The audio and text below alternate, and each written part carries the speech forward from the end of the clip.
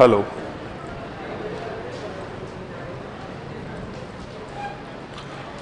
Hello, सभी को नमस्कार, सभी को राम राम, राधे राधे। कैसे हालचाल हैं आपके? सब राजी को सही। आज अपन कौन सा टॉपिक पढ़ेंगे? पहले हमारे थोड़े से वस्त्र बच रहे हैं, पहले मैं वो पहना देता हूं तुम्हें। हैं? पहन के आए हो क्या? तो अभी और पहनाऊंगा। महिलाओं के तो सभी वस्त्र पहन लिए थे, लड़कों के कुछ वस्त्र बाकी थे। लेकिन आज जो हमारा टॉपिक शुरू होएगा वो होएगा चित्रकला। पहले अपन थोड़े से वस्त्रों की बातें और बाकी रह गई थी, पहले अपन उनको पूरा कर लेते हैं, उसके बाद शुरू करते हैं। अच्छा, मुझे थोड़ी सी बातें बताओ देखे। कल हमने वस्त्र पढ़ना शुरू किए थे। वस्त्र के अंदर हमने बेसिक पढ़ा था। एक बच्चा कल कमेंट कर रहा था, सर खंगा नाम का वस्त्र जो है, खंगा नाम का पगड़ी कहाँ पर पहनी जाती है? तो खंगा नाम की जो पगड़ी है ये वागड़ क्षेत्र में पहनी जाती है। और ये जो अभी 2023 का जो सेकंड ग्रेड संस्कृत विभाग का जो पेपर हुआ था उसमें सवाल आया था कि खंगा वस्त्र है, एक पगड़ी का प्रकार है, क्या है? तो अपने खंगा नाम याद रखना, खंगा एक पगड़ी का ही प्रकार हुआ करता है जो वागड़ क्षेत्र में पहनी जाती है। अच्छा, अपन ने मफलर, कल मफलर से पढ़ना शुरू करना था, पगड़ी तक पढ़ा था। अच्छा ये बताओ, पगड़ी अपने राजस्थान में कहाँ की फेमस थी? पगड़ी है मेवाड़ की। और सापा कहाँ का फेमस था? जोधपुर का, मारवाड़ का फेमस था। अच्छा ये बताओ कि जब युद्ध में जाते हैं उस समय कौन से रंग की पगड़ी पहनते हैं? केसरिया रंग की पगड़ी पहनते हैं। अच्छा, जब शिकार करने के लिए जाते हैं तब कैसे पगड़ी है? खाकी रंग की पगड़ी पहनते हैं। अच्छा, दशहरे के दिन कौन सी पगड़ी पहन रहे थे? मदील पगड़ी पहन रहे थे। अच्छा, खूंटेदार पगड़ी राजस्थान में कौन सी रियासत में? जयपुर की तरफ प्रचलित थी। अच्छा, खिड़कीदार पगड़ी कहां पर थी? जोधपुर के अंदर प्रचलित थी। अच्छा ये बताइए, बुर्का कौन सी महिलाएं पहनती है? अच्छा, कटकी कौन पहनती है? आदिवासी में विवाहित या अविवाहित? अविवाहित बालिकाओं द्वारा। और जवार बात, लहर बात, तारा बात की ओढ़नियां आदिवासी समुदाय में विवाहित महिलाओं द्वारा ओढ़ी जाने वाली ओढ़नियों के नाम हुआ करता है। अच्छा ये बताइए कि जामसाई जो होती है ना, जामसाई, वो किसका प्रकार होता है? जामसाई साड़ी का प्रकार। लाल रंग की जो आदिवासी महिलाओं द्वारा पहनी जाने वाली साड़ी अपने क्या कहलाती है? जामसाई कहलाती है। अच्छा, एक अपने फड़का नाम की साड़ी कौन सी जनजाति में प्रचलित? कथोड़ी जनजाति में। कथोड़ी जनजाति में भी कौन पहनती है? कौन सी महिलाएं पहनती कथोड़ी जनजाति की? है ने? अच्छा, कथोड़ी जनजाति के अंदर जो महिलाएं हैं वो मराठी अंदाज में जो साड़ी पहनती हैं उसे अपन फड़का कहते हैं। अच्छा ये बताओ, सूट की साड़ी कहां की फेमस है? सवाई माधोपुर में। चीर, पटोरी, दुकुल, अंसुल, निचोल, चोरसो, ये क्या है? साड़ी के प्रकार हैं। अच्छा ये बताओ कि खाकसा, दुपलिया, चोपलिया, उमा, ये टोपी के प्रकार हैं। ये सब के सब किसके प्रकार थे? टोपी के प्रकार थे। अच्छा, ये अपने मफलर तक आ गए थे, मफलर या गुलीबंद। और मफलर या गुलीबंद क्या होता है? तो शीत ऋतु में सिर व कान पर ओढ़ा जाने वाला या पहना जाने वाला ऊनी वस्त्र अपने क्या कहलाता है? मफलर कहलाता है। पुरुष ही पहनते हैं ज्यादातर। सिर व कान के ऊपर जो शीत ऋतु में सर्दी से बचने के लिए जो बांधते हैं वस्त्र, उसे अपन क्या कहते हैं? मफलर कहते हैं। आप देख भी पा रहे होंगे मफलर को। तो गुलीबंद भी वही है, एक ही बात है ना। अपने पहले इनके बारे में तो एक छोटे छोटे हैं, ये तो कोई ज्यादा बड़ी बातें भी नहीं है, एक बार लिख लेते हैं अपन, है ना, साथ साथ में लिख लेते हैं। तो आपने लास्ट हेडिंग डाली थी मफलर गुलीबंद। इसमें लिखो, शीत ऋतु में पुरुषों द्वारा, शीत ऋतु में पुरुषों द्वारा, शीत ऋतु में पुरुषों द्वारा, शीत ऋतु में पुरुषों द्वारा सिर व कान पर बांधे जाने वाला वस्त्र। शीत ऋतु में पुरुषों द्वारा सिर व कान पर बांधे जाने वाला वस्त्र।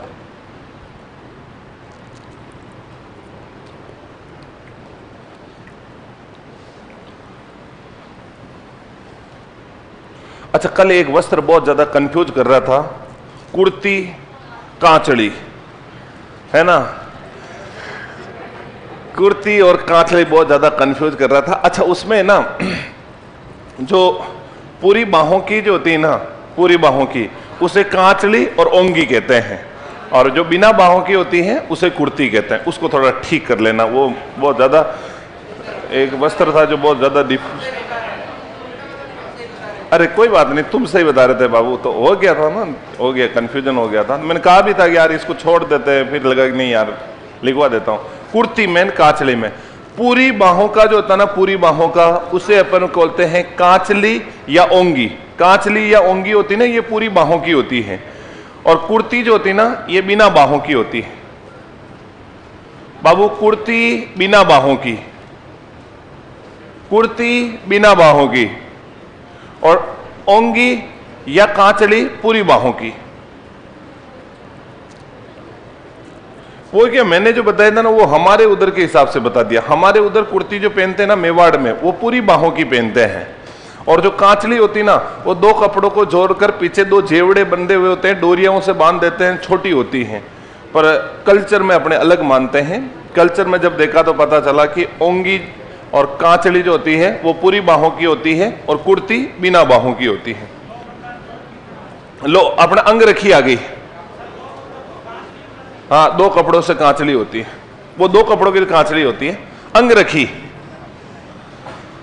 अंगरखी जानते हो अंगरखी क्या होती है? ये जैसे नीचे इन बाबूजी ने अपने बासा ने धोती पहन रखी है, और धोती के ऊपर, अच्छा आप हाथ खड़ा करना, देखिए ये इनके हाथ में क्या है, हाथ में है जई, बई।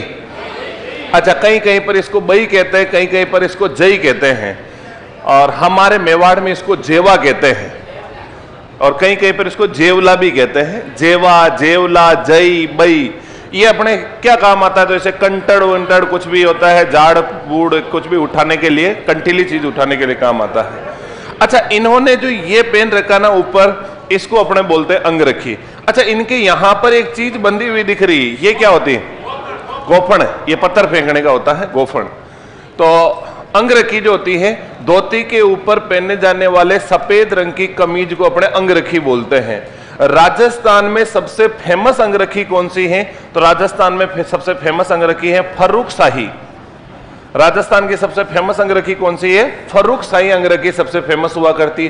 अंगरखी के भी प्रकार हैं। अंगरखी के प्रकार क्या हुआ करते हैं? तो जैसे आपने कभी नाम सुना होगा गदर, जैसे नाम सुना होगा गाबा, जैसे डगड़ा, जैसे दूतई, जैसे मिर्जाई, जैसे बुगतरी, जैसे बंडी। ये क्या होता है? तो गदर, गाबा, डगड़ा, दूतई, मिर्जाई और बुगतरी, बंडी, ये सब अंगरखी के प्रकार हैं। और राजस्थान में सबसे फेमस अंगरखी कौन सी है? फर्रुख शाही अंगरखी। तो पुरुषों द्वारा धोती पर पहने जाने वाला सफेद रंग का कमीज अंगरखी कहलाता है। राजस्थान में सबसे प्रसिद्ध अंगरखी फर्रुख शाही अंगरखी है। राजस्थान में अंगरखी के प्रकार है जैसे गदर, गाबा, डगड़ा। वैसे गाबा हमारे जो है, गाबा किसको कहते हैं? तो कपड़ों को कहते हैं राजस्थान में। राजस्थान में अपने कपड़ों को गाबा बोलते हैं बहुत सारी जगह, कि ये तो जूना गाबा है। जूना गाबा का मतलब पुराने कपड़े हैं। तो नया नया गाबा ले रहे हो, नए नए गाबा ले रहे हो को मतलब नए कपड़े खरीदे हैं। तो अपने गाबा बोलते हैं कपड़ों को। पर अपने गाबा किसका प्रकार है? तो किसका प्रकार है? अंगरखी का। इसमें लिख लो, अंगरखी में धोती पर, धोती पर, धोती पर पहने जाने वाली सफेद रंग की, धोती पर पहने जाने वाली सफेद रंग की कमीज,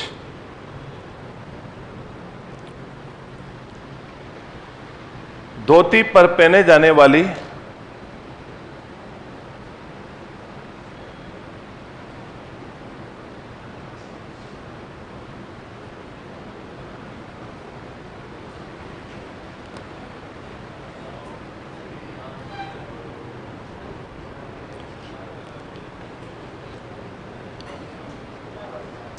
धोती पर पहने जाने वाली सफेद रंग की कमीज। राजस्थान में सबसे लोकप्रिय अंगरखी फर्रुखशाही। राजस्थान में सबसे लोकप्रिय अंगरखी फर्रुखशाही। राजस्थान में सबसे लोकप्रिय अंगरखी फर्रुखशाही।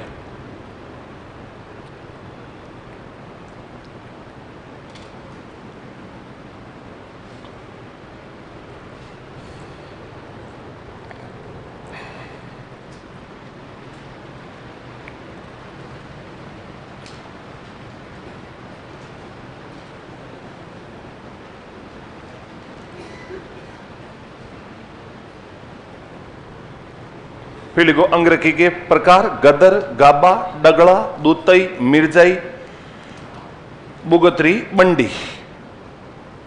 अंगरखी के प्रकार हैं गदर, गाबा, डगड़ा, दूतई, मिर्जाई, बुगतरी, बंडी। ये सब हमारे अंगरखी के प्रकार हुआ करते हैं।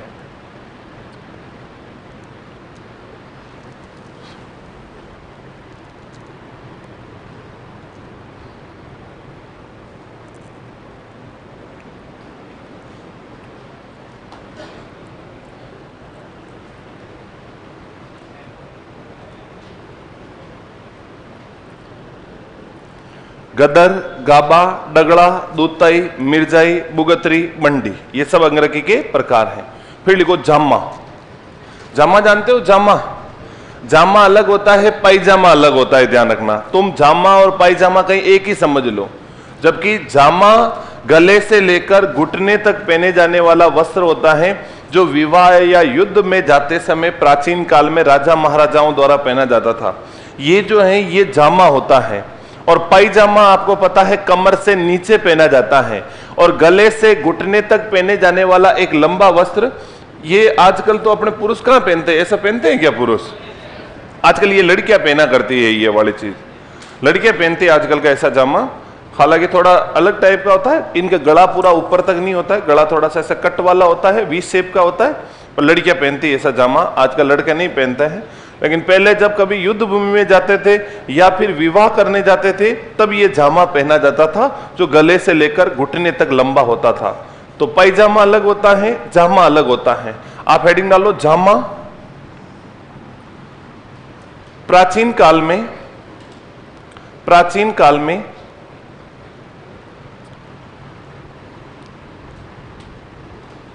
प्राचीन काल में युद्ध व प्राचीन काल में युद्ध व विवाह के दौरान युद्ध व विवाह के दौरान गले से घुटने तक गले से घुटने तक गले से घुटने तक पहना जाने वाला लंबा वस्त्र गले से घुटने तक पहना जाने वाला लंबा वस्त्र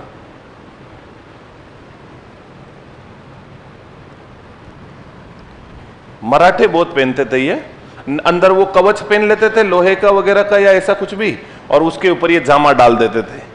तो ये युद्ध में जाते थे तब ज्यादातर ये जामा चला करता था। फिर आती है शेरवानी। शेरवानी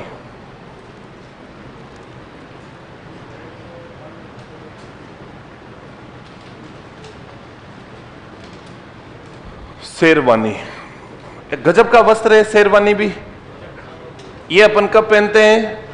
शादी के दौरान। जब अपन शादी करने जाते हैं, जब हम जिंदगी में मतलब पहले तो अपन अकेले अकेले भटक रहे होते हैं, उसके बाद हमारी प्राणेश्वरी को लेने के लिए जाते हैं, तब हम एक विशेष पोशाक पहन करके जाते हैं, जिसे हम बोलते हैं क्या? शेरवानी। वास्तव में इस वस्त्र को पहनने के बाद जिसने पहना है, ईमानदारी से उन सबको पता है उस समय शेर से कम फीलिंग भी नहीं आ रही होती है। रखने वाले ने बहुत सोच समझ के नाम रखा है। भले वो 2 घंटे ही रहे वो फीलिंग, भले 5 घंटे ही रहे, पर उस समय एकदम फीलिंग्स जोरदारी होती है, एकदम शेर वाली फीलिंग्स आती है।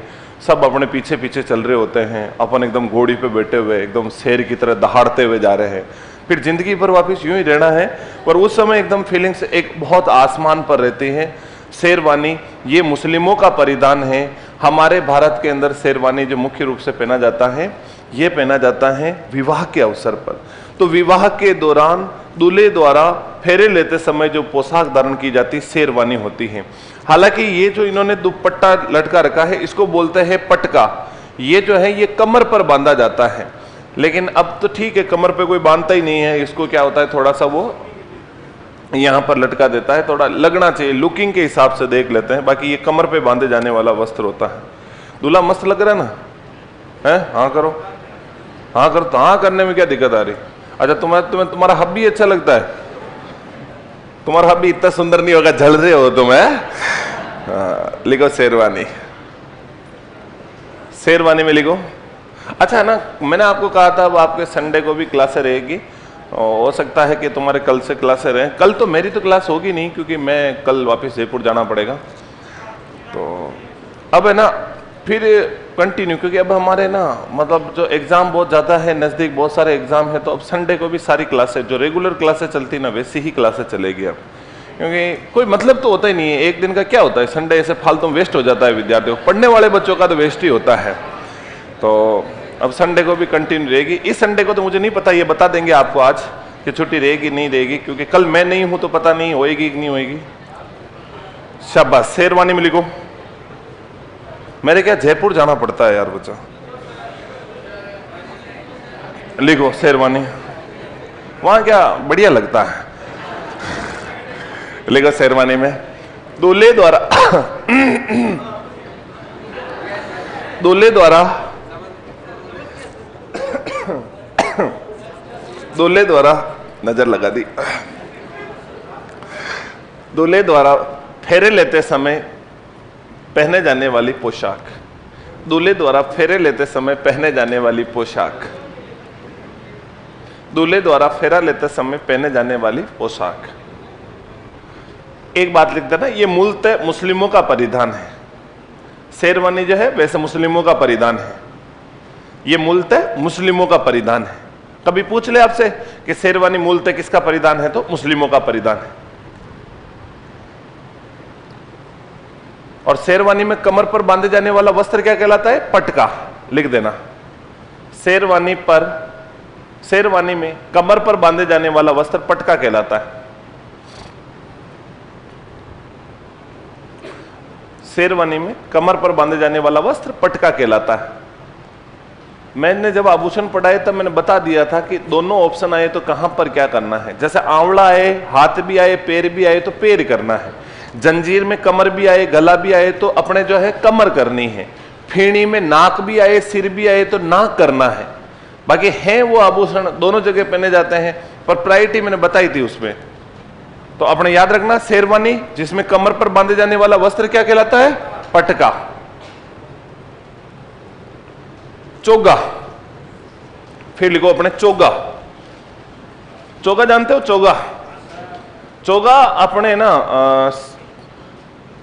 चोगा मुख्य रूप से आत्मसुख या फिर जामा के ऊपर पहने जाने वाली एक काली कोठी होती है।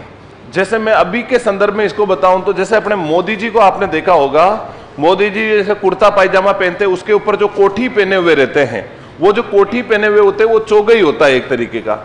और हमारे राजस्थान का सबसे प्राचीन चोगा जो है माधो सिंह प्रथम का चोगा सिटी पैलेस जयपुर में रखा हुआ है। सिटी पैलेस जयपुर में आत्म सुख भी रखा हुआ है और चोगा भी रखा हुआ है, कंफ्यूज मत होना। सिटी पैलेस जयपुर में सबसे प्राचीन आत्म सुख किसका है, वो भी माधो सिंह का। चोगा ये भी किसका है, तो माधो सिंह का। और दोनों अपने कहां रखे हुए हैं, तो सिटी पैलेस के अंदर रखे हुए हैं। तो अपन ये कह सकते हैं चोगा के अंदर कि ये जो वस्त्र हैं ये किसके ऊपर पहना जाता है, तो जामा या आत्म सुख के ऊपर पहने जाने वाली काली कोठी। जैसे कुर्ता पायजामा के ऊपर जो पहनते हैं वैसे ही काले रंग की कोठी होती है, उसे अपन बोलते हैं चोगा। तो लिखो चोगा में, चोगा काली कोठी, चोगा काली कोठी, जो चोगा में लिखो काली कोठी जो जामा या आत्म सुख के ऊपर पहनी जाती है, जामा या आत्म सुख के ऊपर पहनी जाती है।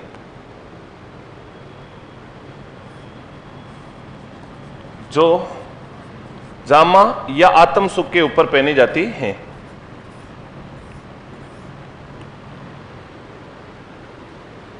और लिख लो सिटी पैलेस जयपुर में सबसे प्राचीन चोगा रखा है।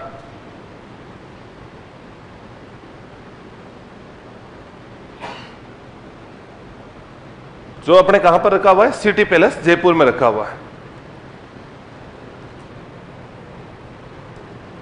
ये लो आत्म सुख भी आ गया। ये आत्म सुख दिखने में अपने जम्मू कश्मीर का एक फिरन नाम का वस्त्र होता है, उस फिरन की तरह दिखता है। फिरन आता है जम्मू कश्मीर में, आपने मूवीज वगैरह में भी देखा होगा। जैसे बड़े बड़े लोग होते हैं बड़े बड़े घरानों के अंदर, जैसे उनके एक ही कपड़ा होता है। जैसे रात को अपने तो क्या रात को सोते हैं तो ले दे करके सबके वो लोअर टी शर्ट फिक्स होता है, लेकिन सेलिब्रिटी के लिए, हीरोइनियों के लिए, उनके लिए ऐसे कपड़े नहीं होते हैं, उनके एक अलग ही होते हैं जिनको वो नाइटी क्या बोलते हैं, ऐसे कुछ बोलते हैं, हाँ वो ड्रेस बोलते हैं। तो एक ही कपड़ा होता है जिसको इस प्रकार पहना, फिर यहाँ पर वो यूं डोरों से बांधा, और वो थोड़ा कंफर्टेबल रहता है, ठीक रहता है, वो हर चीज में ठीक रहता है। तो वह ऐसा जो वस्त्र होता है उसको अपने बोल देते हैं आत्म सुख। हाँ ये ऐसा बढ़िया रहता है वस्त्र। मेरे भी नहीं है, अब लूंगा मैं ऐसा कोई कपड़ा। तो आत्म सुख जो होता है ये सर्दी में पहना जाता है प्राचीन काल में राजा महाराजाओं द्वारा। सबसे प्राचीन आत्म सुख अपने सिटी पैलेस में माधो सिंह का आत्म सुख रखा हुआ है वहां पर। और इसके अंदर एक मलयगिरी का आत्म सुख भी होता है जिसके ऊपर चंदन के कलर, चंदन के लेप से जो है ना रंग चढ़ाया जाता है। उसमें हमेशा खुशबू रहती है, उस जैकेट के अंदर हमेशा चंदन की खुशबू आती रहती है। तो सर्दी में पहने जाने वाला मोटा ऊनी वस्त्र होता है जो अपने जम्मू कश्मीर के फिरन के सम्मान होता है। सर्द ऋतु में सर्दी से बचने के लिए पहना जाता था। सीधी सी बात है, ऐसा वस्त्र है जब सर्दी लग रही हो और जब अपने ये वस्त्र पहन ले तो आत्मा को क्या मिलने लग जाता है? सुख। तो वही अपने क्या कहलाता है? आत्म सुख। तो आत्म सुख, सबसे प्राचीन आत्म सुख कहां रखा हुआ है? तो सिटी पैलेस में। और ये आत्म सुख भी किसका है? तो माधो सिंह प्रथम का आत्म सुख है जो सिटी पैलेस जयपुर के अंदर रखा हुआ है। नाम याद रखना, सबसे प्राचीन आत्म सुख सिटी पैलेस जयपुर में माधो सिंह प्रथम का आत्म सुख है और प्राचीन काल में राजा महाराजाओं द्वारा पहना जाता था। और ये किस तरह का वस्त्र है? तो फिरन के समान वस्त्र है। तो लिख लो दो ही बातें इसमें भी। आत्म सुख प्राचीन काल में राजा महाराजाओं द्वारा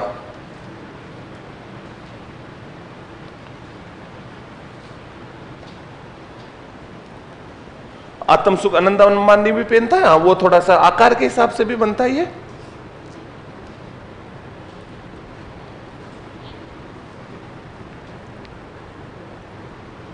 प्राचीन काल में राजा महाराजाओं द्वारा सर्दी में पहना जाने वाला लंबा कोट, सर्दी में पहना जाने वाला लंबा कोट।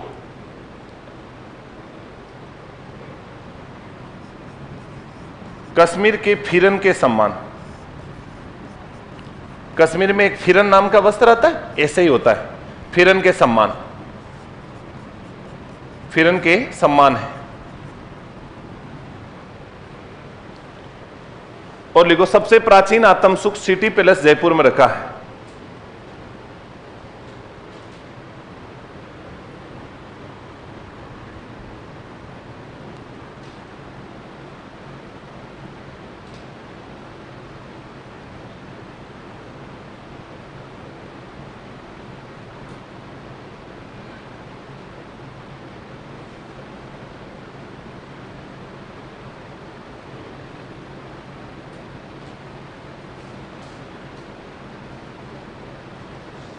आगे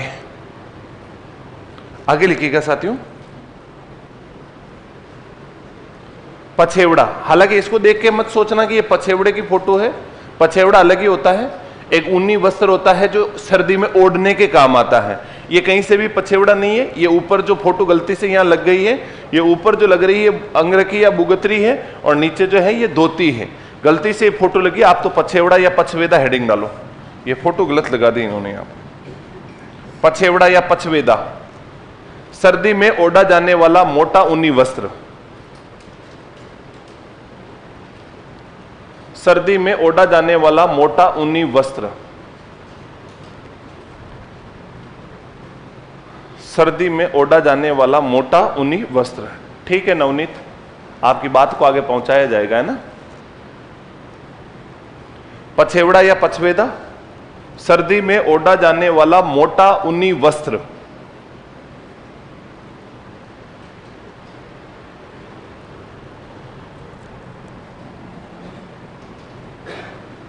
ये बढ़िया, भाकला या भाकली, ये मुझे बहुत बढ़िया लगता है। ये ऊंट की जो बाल होते हैं ना, ऊंट के बच्चे का बाल होते हैं, बिल्कुल बारीक बारीक बाल होते हैं, उससे बनाया जाता है। हालांकि ये जो ना अपने पश्चिमी राजस्थान, बाड़मेर वगैरह इधर बनता है ये ज्यादातर, वहां पर तो इसको बिछाने के काम लेते हैं, बिछाते हैं। लेकिन कहीं कहीं पर सर्दी में इसे ओढ़ते भी हैं, ये ओढ़ने के काम भी आता है, भाकला या भाकली। इसको है ना केवल मतलब सिंगल ओढ़ते हैं ना तो उसे भाकला कहते हैं, और इसको डबल करके ओढ़ते हैं ना तब इसका नाम पड़ता है भाकला, भाकली। अब जैसे देखो ये बढ़िया वस्त्र है, आप चाहो तो इसको बिछा दो तब भी ये भाकला है, आप इसको सिंगल ओढ़ लो तो भी ये भाकला है। सर्दी ज्यादा पड़ गई तो इसको डबल कर लो तो फिर आ जाएगा भाकला, भाकली। तो अब भाकला और भाकली दोनों ही हो गए। अब सर्दी लगेगी क्या? नहीं लगेगी, क्योंकि क्या हो गए, दो हो गए, मतलब डबल हो गए हैं। डबल हो गए तो फिर अपने को सर्दी नहीं लगेगी। तो सिंगल ओढ़ेंगे तो क्या कहलाएगा, भाकला, डबल करके ओढ़ेंगे तो क्या हो जाएगा, भाकली, और भाकली भी आ जाएगी। तो फिर बाद में ऐसे ऐसे करके ऐसे ऐसे हो जाएगा। लिख लो अपने, लिखो ऊंट के बच्चे या टोडिया, टोडिया ऐसे लिखो तुम तो। ऊंट के बच्चे के बालों से, ऊंट के बच्चे के बालों से बना वस्त्र, ऊंट के बच्चे के बालों से बना वस्त्र जिसे जिसे बिछाने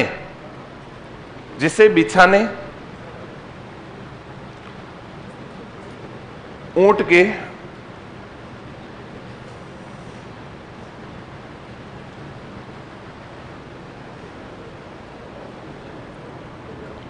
बालों से बने वस्त्र जिसे बिछाने वे सर्दी में ओढ़ने के काम आते हैं।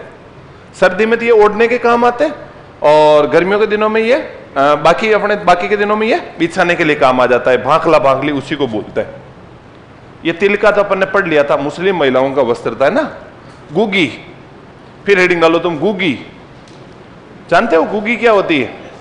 लिखो गुगी। अच्छा, किस किसने गुगी देखी हुई, हाथ खड़ा करना। अच्छा, इतनों ने गुगी देखी हुई है। अच्छा, गुगी सबने देखी हुई। गुगी महिला ओढ़ती है या पुरुष ओढ़ते हैं? दोनों। ज्यादातर महिला ओढ़ती है, पर अपने कल्चर में पुरुषों में गिनते हैं। आप में से गुगी जिसने नहीं देखी, सबने देखी हुई है। गुगी वर्षा ऋतु में ओढ़ा जाने वाला एक वस्त्र होता है। आपके पास गुगी नहीं भी हो और आपके पास डीएपी खाद का कट्टा हो, यूरिया खाद का कट्टा हो, उसको आपने बिछा रखा हो, यहां से उसके ऊपर एक यूं मारो, फिर बाद में ये एक ऐसे टोपी नुमा बन जाता है, यूं ऐसे लंबा सा हो जाता है। तो इसको अपन क्या करते हैं, इस प्रकार ओढ़ा और गग्गू बन के बैठ जाते हैं। उसी को गग्गू बन के बैठ जाते हैं, इसीलिए इसको क्या कहते हैं, गुगी। गांव में मैंने जितनी भी देखी है, महिला ही ओढ़ती है गुगी, पर पता नहीं इसको पुरुषों में क्यों करते हैं। बाकी गुगी महिलाओं द्वारा ओढ़े जाने वाला ऐसा एक वस्त्र होता है। पर लिख लो अपने तो, वर्षा ऋतु में महिला व पुरुष दोनों, वर्षा ऋतु में महिला व पुरुष दोनों ओढ़ते हैं। वर्षा ऋतु में महिला व पुरुष दोनों ओढ़ते हैं।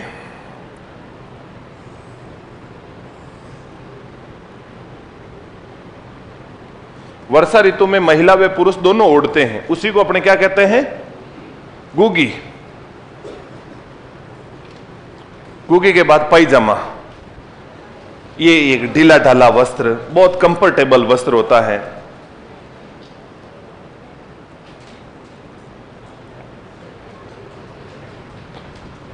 आजकल वैसे भी सबको कंफर्ट जोन चाहिए होता है, और आजकल वैसे भी अपने कपड़े वगैरह सब इतने बढ़िया बढ़िया आने लग गए हैं, कंफर्ट।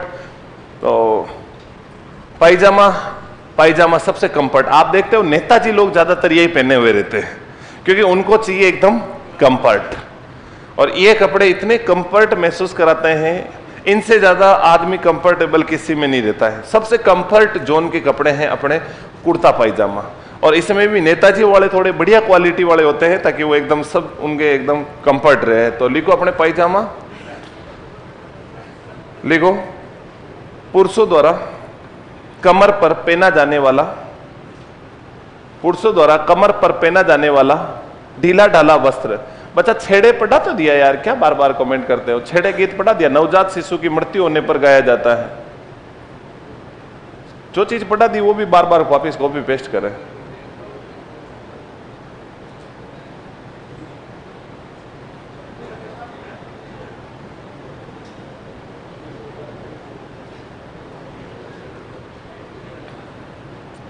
आगे लिखो।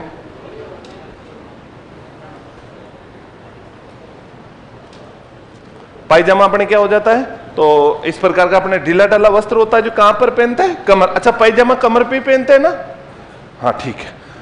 तो ये पायजामा हम पुरुषों का वस्त्र है, रियलिटी में ये पुरुषों का वस्त्र है जिसे तुम अपना प्लाजो कहते हो।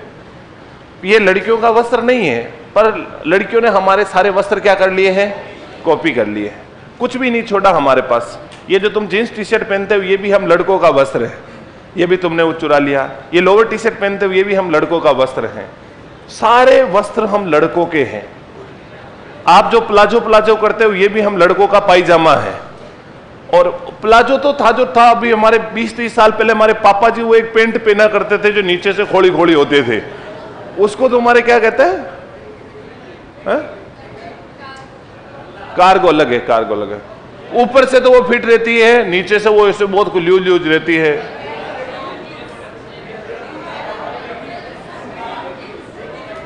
हाँ, वो जो भी है वो भी कपड़ा हमारा ही है। तुम्हारा केवल और केवल छोटा मोटा घाघरा वगैरह लहंगा वगैरह है। पर हम लड़के लोग महान हृदय के होते हैं, हम कुछ कहते नहीं है। हम इसलिए भी नहीं कहते, क्या पता लड़कियां कहते हैं कि हम कब मना कर रहे, तुम भी हमारा घाघरा पहनो ना, इसलिए क्या हम लोग ऐसे बात नहीं करते। चलो कोई बात नहीं, तुम पहन रहे हो, बछीड़ बुला रहे हो, बुलाए जाओ। पायजामा इसी को कहते हैं, मतलब। अच्छा, एक और, सूतना। सूतना क्या होता है? सूतना, सूतना जानते हो? छोटे बच्चे का पायजामा। छोटे बच्चे को जो पायजामा, अच्छा इधर देखो, सूतना भूल जाओ तो ऐसे ही याद रख लेना। छोटा बच्चा इधर उधर बहुत भागता है तो अपन पकड़ के उसको सूतते हैं। जहां से सूतते हैं वहीं पर क्या पहनाते हैं? सूतना। अपने घर वाले भी तो अपन भागते थे तो पकड़ के एक ही जगह सूतते थे, जहां सूता जाता है वहीं क्या पहना देते हैं? सूतना। अच्छा, आपको कभी नहीं सूता ऐसे? सबके लपेटे में आए, ऐसे झूठ बोल रहे हैं बाकी। लेकिन सूतना छोटे बच्चे द्वारा पहना जाने वाला पायजामा।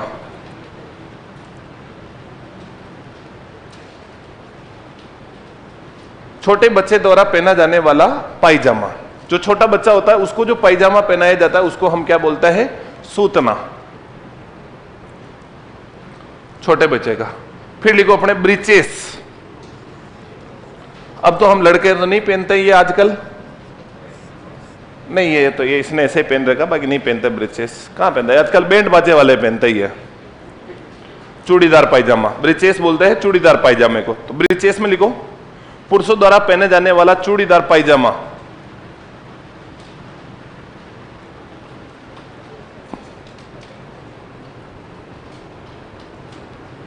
पुरुषों द्वारा पहने जाने वाला चूड़ीदार पायजामा।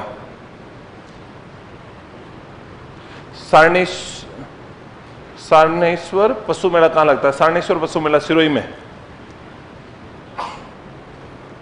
ब्रीचेस चूड़ीदार पायजामा।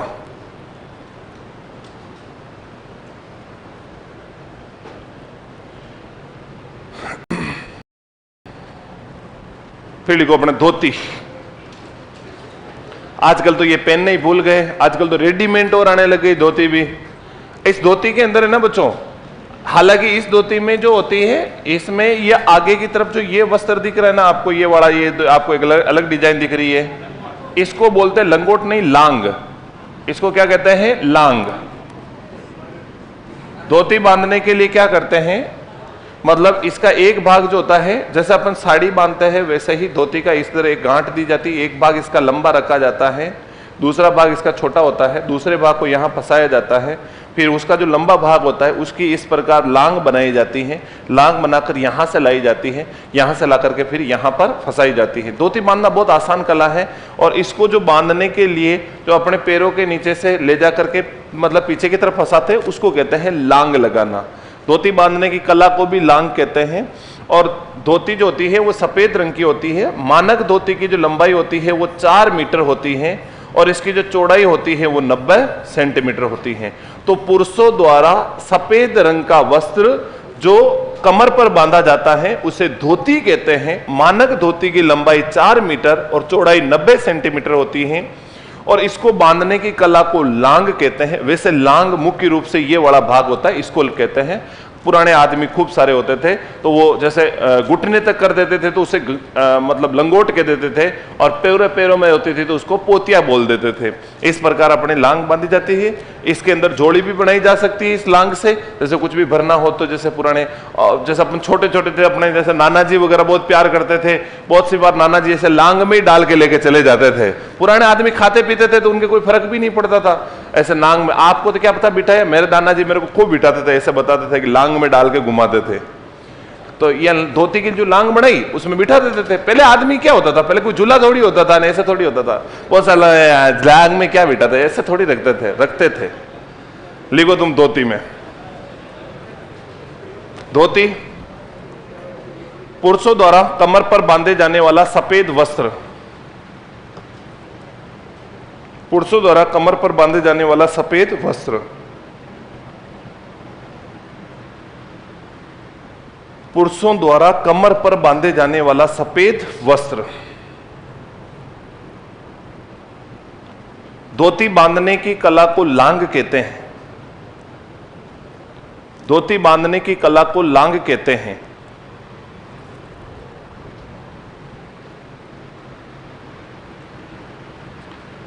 धोती बांधने की कला को लांग कहते हैं। फिर लिखो, मानक धोती की लंबाई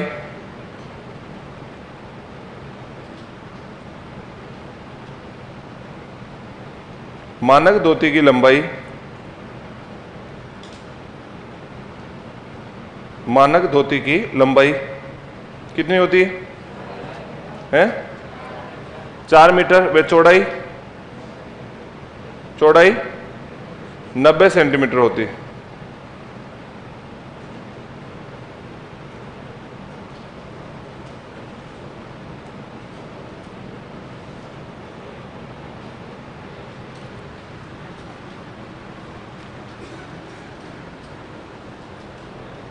आगे, अच्छा जोधपुरी कोट पैंट तो हो गया था ना, और ये तो महिलाओं के वस्त्र आ गए। ठीक है,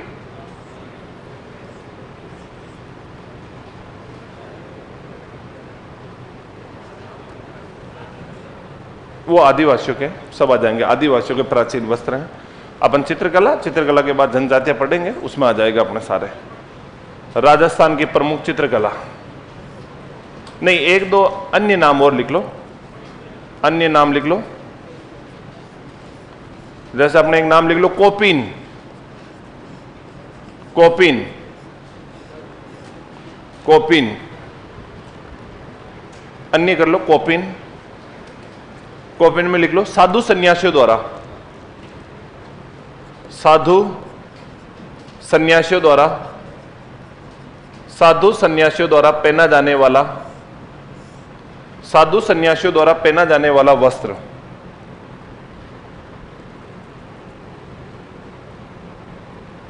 साधु सन्यासियों द्वारा पहना जाने वाला वस्त्र क्या कहलाता है अपने? कोपिन। साधु सन्यासियों द्वारा पहने जाने वाला वस्त्र कोपिन कहलाता है। आगे,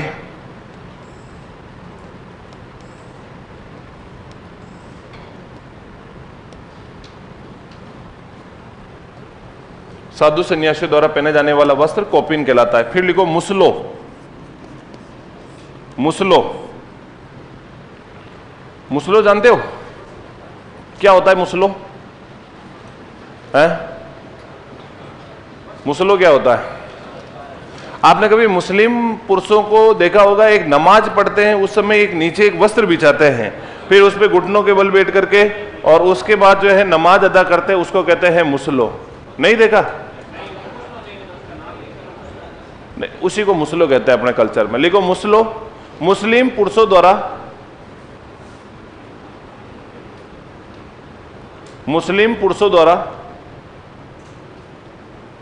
नमाज पढ़ते समय बिछाए जाने वाला वस्त्र। मुस्लिम पुरुषों द्वारा नमाज पढ़ते समय बिछाए जाने वाला वस्त्र। फिर लिखो पात्यो,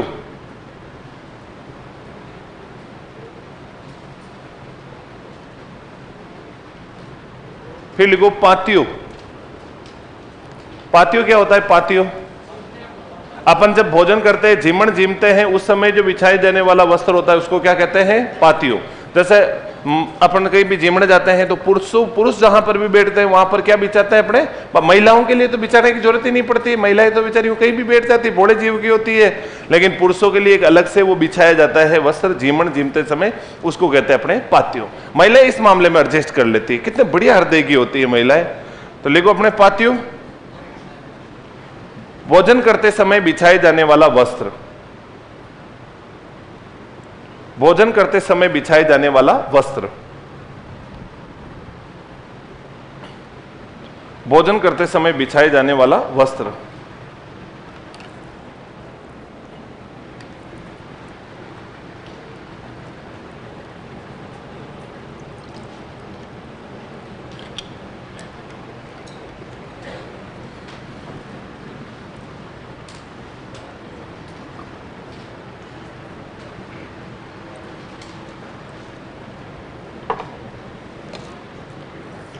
ठीक है, बाकी तो अपने सब जनजातियों के वस्त्र बचे हैं। आप हेडिंग डालिएगा राजस्थान की चित्रकला।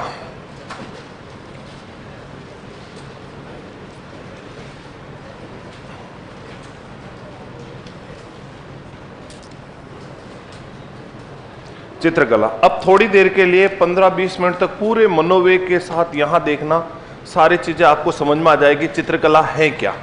देखो, चित्रकला, चित्र का मतलब होता है हमारे हृदय के विचारों को चित्रों के माध्यम से उखेरना।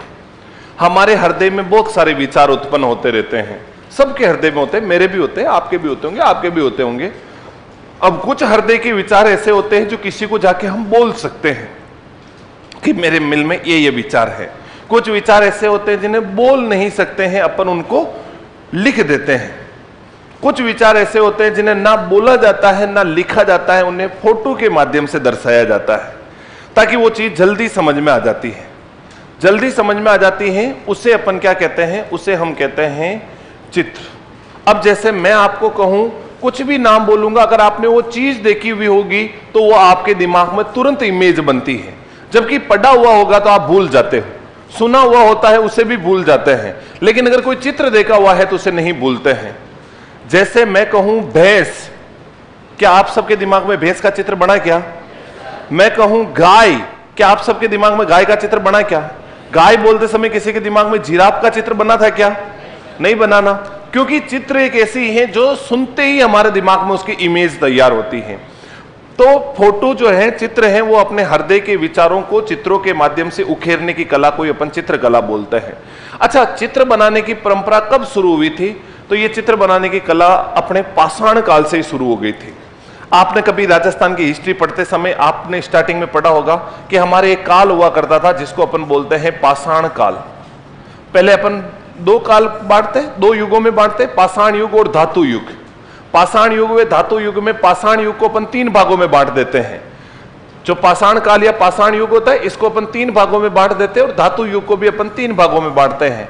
जिसमें पाषाण युग को अपन एक को कहते हैं पूरा पाषाण, एक अपन बोलते हैं जिसे मध्य पाषाण, और एक अपन बोलते हैं नव पाषाण। ऐसा आपने कभी सुना होगा।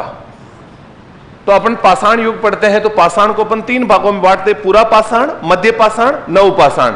ये जो पूरा पाषाण है, इस पूरा पाषाण को भी वापस अपन कितने भागों में बांट देते हैं? 3 भागों में। इसको क्या बोलते हैं? तो इसको बोलते हैं पूर्व पूरा पाषाण, पूर्व पूरा पाषाण। इसको बोलते हैं अपने मध्य पूरा पाषाण काल, मध्य पूरा पाषाण काल, और इसको बोल देते हैं अपन नव पूरा पाषाण काल, पूरा पाषाण काल। और पाषाण काल का मतलब वह कालखंड जब मानव की उत्पत्ति हुई थी। मानव आदि मानव था, जानवर की तरह हम विचरण किया करते थे, जंगलों में रहते थे, कंद मूल खाते थे, और कच्चा मांस खाते थे और इस प्रकार हमारा जीवन का निर्वहन कर रहे थे। उसे अपन कहते हैं कौन सा काल? उसे हम कहते हैं पाषाण काल। इस समय हमारे पास कोई धातु नहीं थी, जो भी काम करना है वो पत्थरों से ही करना है, इसलिए अपन इसको पाषाण युग भी कहते हैं। तो पाषाण युग में जो पूरा पाषाण काल है, इस पूरा पाषाण काल के अंदर हम मनुष्यों की उत्पत्ति हुई थी। आदि मानव थे, जंगलों में रहते थे, अफ्रीका महाद्वीप के अंदर अपन उत्पन्न हुए थे, बिना पूंछ के बंदर जैसे हुआ करते थे। हमारी हाइट भी 2-3 फीट के आसपास, बंदर जितनी सी 3-3 फीट की हाइट होती थी। और ऐसे ही अपन जंगलों के अंदर झुंड में विचरण करते थे। जैसे जानवरों को तुम देखते हो ना, सारे जानवर एकदम झुंड में चलते हैं। जैसे गाय को अपनी अपनी, कभी आपने देखा होगा अगर जो पशुपालन करते हैं, अपनी 10 भैंस है तो उनको चराने जाएंगे तो वो 10 ही साथ साथ रहेगी, वो अलग नहीं जाती है। घर पे आएगी तो वो 10 ही साथ साथ आएगी, उनकी पाडिया पाडी सब साथ साथ चलेंगे, वो अलग नहीं रहती है। अपनी गाय होगी तो अपनी अपनी गायें सब एक साथ चलेगी। तो ये उनका एक ग्रुप होता है, वैसे हमारा भी ग्रुप होता था। हम भी बिल्कुल आदि मानव, बिल्कुल जानवरों की तरह थे। कोई शर्म नहीं थी, कोई कुछ नहीं था, न कपड़े पहनने का झंझट, न पढ़ने का झंझट, ना जिंदगी में कोई पंपाड़, न ब्याह करने का झंझट। केवल परिवार होते थे मात्र सतात्मक। जैसे जानवरों में आज भी सब परिवार मात्र सतात्मक होते हैं। अपन कहते हैं ये पाडा ये किनका है, ये तो ये उस भैंस का है। अपन कभी नहीं कहते कि ये उस पाडे का है, नहीं कहते हैं। जबकि हमारे परिवार के अंदर कभी भी हमारे बारे में पूछते हैं ये किनका है, तो पापा जी का नाम लेते हैं। जबकि मम्मी जन्म देती है, पालती है, पोसती है। पर ज्यादातर गांव में, अगर अपने गांव में कोई भी पूछेगा तो आप कभी भी अपनी मम्मी का नाम नहीं लोगे। आप या तो अपने दादाजी का लोगे या अपने पापा जी का नाम लोगे, मैं उनका हूं। कभी आपने अपनी दादी माँ का नाम लिया कि मैं उनका हूं, या अपनी मम्मी का नाम? अपनी मम्मी का नाम उनके मायके में होता है, मतलब अपने ननियाल में होता है, क्योंकि ननियाल वाले पापा जी को जाने नहीं जाने, मम्मी को जानते हैं, तो वहां जरूर कह देते हैं कि मैं अपने उनका हूं। बाकी तो सब अपने, क्योंकि हमारे ब्याह होते हैं इसलिए ऐसी परंपरा होती है। इस समय हमारी उत्पत्ति हुई थी। अब इस समय उत्पत्ति हुई तो अपन बिल्कुल आदि मानव तो थे ही, लेकिन मनोरंजन करने का तो मन तो भी करता था। अब मनोरंजन के तरीके बदले हैं, लेकिन मनोरंजन तो करते ही थे ना। अरे मनोरंजन करते, जानवर मनोरंजन नहीं करते क्या? हाँ करो, करते हैं। अब जैसे गाय भैंस देखना, मौसम थोड़ा बारिश का होएगा, सुहाना होएगा, उछलेंगे, कूदेंगे, डांस करेंगे। कुत्तों को देखना, बारिश आएगी तब उछलते हैं, कूदते, मनोरंजन वो भी करते हैं। तो अपन भी तो जानवर टाइप थे, लेकिन मनोरंजन तो फिर भी हमारा भी मन करता था। अब जैसे आज मनोरंजन ज्यादातर मोबाइल में हो जाता है, ज्यादातर लोगों का मनोरंजन मोबाइल तक सीमित है। बच्चों का है तो वो बच्चे भी मोबाइल में ज्यादातर। अपन जब छोटे थे, क्या पता आपने भी मोबाइल में ज्यादा मनोरंजन कर लिया हो। हम लोग जब छोटे थे तो हमने मोबाइल देख ही नहीं पाते थे। मोबाइल बहुत रेयर चांस होते थे। कोई गांव में कभी कभार मोबाइल एक आध के पास होता था तो वो अपने आप में मोबाइल को यूं ही हाथ में, वो मेट्रोला चलता था, सबको बताता था, यूं लेकर के चलता था। क्योंकि उस समय मोबाइल नया नया आया था, हर किसी के बस की बात नहीं थी मोबाइल खरीदना। तो अपन किसी के मोबाइल भी देखते थे तो यूं झुंड में सब यूं झुक झुक के थोड़ो मन देखवा दिए, मतलब ऐसा लगता था। तो क्योंकि उस समय मोबाइल नहीं था। आज बच्चा पूरा मोबाइल के अंदर पबजी खेल रहा है, इधर जा इधर जा इधर जा। अपन अलग मनोरंजन था, अपन टायर चला रहे थे, अपन कंचे खेल रहे थे, सब अलग अलग मनोरंजन। जेब में कंचे होते थे, हाफ पेंट और पहने हुए थे, वो उधर खिसे खिसे के नीचे जाती थी। टायर रहता था, पहले यूं टायर को थोड़ा सा गुड़काते, फिर इस तरह से इसको पकड़ते, फिर उसको चलाते थे ताकि वो नीचे खिसे खिसे का नहीं जाए। हमारा मनोरंजन वो था, उसमें हमें बहुत सुकून मिलता था। लेकिन आज के बच्चे क्या ऐसा मनोरंजन करते हैं क्या? गलती से उन्हें पार्क में पकड़ के भी ले जाए तो वहां पर भी वो मोबाइल चलाना ही पसंद करेंगे। सोचो, हमने इतना कम मोबाइल चलाया जिसमें आज हमारे 50% बच्चों के चश्मा लग गया है। इनमें 100% चिसमिसी होएंगे, चश्मा इनके लगा हुआ ही होएगा, ऐसा कोई होएगा ही नहीं जिसकी आंखें एकदम सही होएगी। हमारे इतनी सबके आंखों की प्रॉब्लम हो रही, जबकि हम ना तो ज्यादा लाइट चलाई, इतना बढ़िया खान पान भी खाया बचपन में, फिर भी आंखों की प्रॉब्लम है। इनमें 100% के आंखों में आधे जमाने में रोशनी चली जाएगी। और बहुत सारे तो इतने एडिक्ट हो जाते हैं मोबाइल के कि लड़कियां हो लड़के हो, सुबह 3-3 बज जाती, 2-2 बज जाती, उनको पता ही नहीं चलता है। बस वो रील्स देख रहे हैं, मोबाइल देख रहे हैं, स्क्रीन देख रहे हैं। कोई के तो टाइम का, स्क्रीन का टाइम 24 घंटे में 6-6 घंटे, 7-7 घंटे भी होते हैं। कम बताया गया 10 घंटे 24 घंटे में से। वो तो बहुत घातक है। 16 तो मरेगा, वो तो 16 तो फिर 8 घंटे तो सोएगा ना, 16 घंटे मोबाइल चलेगा, तो बाकी वो खाएगा कब, पिएगा कब, नहाएगा कब, बाथरूम कब जाएगा। अच्छा, बहुत सारे तो बाथरूम में भी लेके बैठे रहते हैं यार, उनके तो और खतरनाक सीन है वो। वहां पर भी वो, मतलब वहां पर भी वही सीन चलता है। तो मतलब मनोरंजन के तरीके बदले। पहले हम मनोरंजन क्या किया करते थे, मनोरंजन के लिए चित्रकारी करते थे। चित्रकारी किसमें करते थे? गुफाओं में चित्रकारी करते थे। तो ये जो नवपुरा पाषाण काल है बच्चों, इस काल में चित्रकला का उदय हुआ। चित्रकला का उदय हुआ। अगर आपसे सीधा सीधा सा एग्जाम में ये पूछे कि चित्रकला का उदय जो है, चित्रकला का उदय किस काल में हुआ? पाषाण युग में। पाषाण युग में भी कौन से युग में हुआ? पुरा पाषाण युग में। पुरा पाषाण में भी दे दे कि चित्रकला का उदय किस युग में हुआ? नव पाषाण में। देखो समझना, एग्जाम वाला आपको देगा कि चित्रकला का उदय किस कालखंड में होता है। अपन में ये बढ़ाने के पीछे मेरा सिर्फ इतना सा उद्देश्य था कि ऑप्शन में आ गया नव पाषाण काल, नव पुरा पाषाण काल, मध्य पाषाण काल और अपने आ गया कि पूर्व पुरा पाषाण काल। तो चित्रकला का उदय नव पाषाण काल में नहीं हुआ। कौन से काल में हुआ? नव पुरा पाषाण काल में हमारे चित्रकला का उदय हुआ। इस कालखंड में मानव ने चित्र बनाना शुरू किए थे। अच्छा, यहां पर मैंने एक शब्द लिखा हुआ है कि ये कैसा युग है? पाषाण युग। इसका मतलब मानव के पास अभी तक कोई धातु तो नहीं है। फिर वो चित्र बनाता किससे था? तो इस कालखंड में मानव जो चित्र बनाता था वो पत्थर से, नुकीले पत्थर होते थे, पत्थर से। किसके ऊपर? पत्थर पर। पत्थर से पत्थर पर क्या बना दिया करता था? चित्र बनाता था। और साथियों, पत्थर से पत्थर पर चित्र बनाने की जो विधि होती है, उस विधि को हमारे बोलते हैं पेट्रोग्लिफ विधि। उसी को हम क्या बोल देते हैं? पेट्रोग्लिफ विधि। तो पत्थर से पत्थर पर चित्र बनाने की विधि कहलाती है पेट्रोग्लिफ विधि। क्या हमारे राजस्थान में भी पाषाण काल के कहीं से चित्र मिले क्या? नहीं मिलते तो मैं इतना पंपाड़ करता ही नहीं। इसका मतलब चित्र मिले तो थे। इसको देना। देखो, पाषाण काल में आ जाओ वापिस। आधुनिक युग से सीधा पहुंचो पाषाण काल में। मोबाइल को जेब में रख दो, पैरों पर मत रखो, उसको जेब में रखो। रख दिया? नहीं रखा अभी तक, पैर पे ही पड़ा हुआ है। रख दिया? पक्का? पक्का ना? तो पत्थर से पत्थर पर चित्र बनाने की विधि अपने कौन सी विधि कहलाती है? पेट्रोग्लिफ विधि कहलाती है। और हमारे चित्रकला का उदय कौन से काल में हुआ था? नवपुरा पाषाण काल में हमारे चित्रकला का उदय हो रहा है। अब देखो, जो पाषाण काल के चित्र मिले हैं, उन पाषाण काल के चित्रों का अध्ययन किन्होंने किया था? अगर अपने से पूछे कि पाषाण काल के जो चित्र मिले, पाषाण काल के चित्रों का अध्ययन किसके द्वारा किया गया? यह भी एग्जाम में पूछा हुआ सवाल है। पाषाण काल के चित्रों का अध्ययन हमारे एक व्यक्ति ने किया जिसका नाम है डॉक्टर जगत नारायण। तो डॉक्टर जगत नारायण ने पाषाण काल के चित्रों का क्या किया था? अध्ययन किया। तो राजस्थान में मिले पाषाण काल के चित्रों का अध्ययन किसके द्वारा किया गया था? डॉक्टर जगत नारायण के द्वारा इन चित्रों का अध्ययन किया गया था। मुख्यतः प्रमुख हमारे पाषाण काल के चित्र कहां से मिले? प्रमुख अवशेष पाषाण काल की अगर अपन बात करें तो इन जगहों से हमारे मोटे मोटे अवशेष पाषाण काल के प्राप्त हुए हैं। जैसे आपने एक सभ्यता स्थल का नाम सुना होगा, बेराट। सुना क्या? बेराट। आप लोगों ने एक सभ्यता स्थल का नाम सुना होगा, दर। सुना क्या? दर। आपने एक सभ्यता स्थल का नाम सुना होगा, गरदड़ा। सुना है क्या? गरदड़ा। आप लोगों ने एक सभ्यता स्थल का नाम सुना होगा, गरदड़ा। आपने नमाणा सुना है क्या? नमाणा।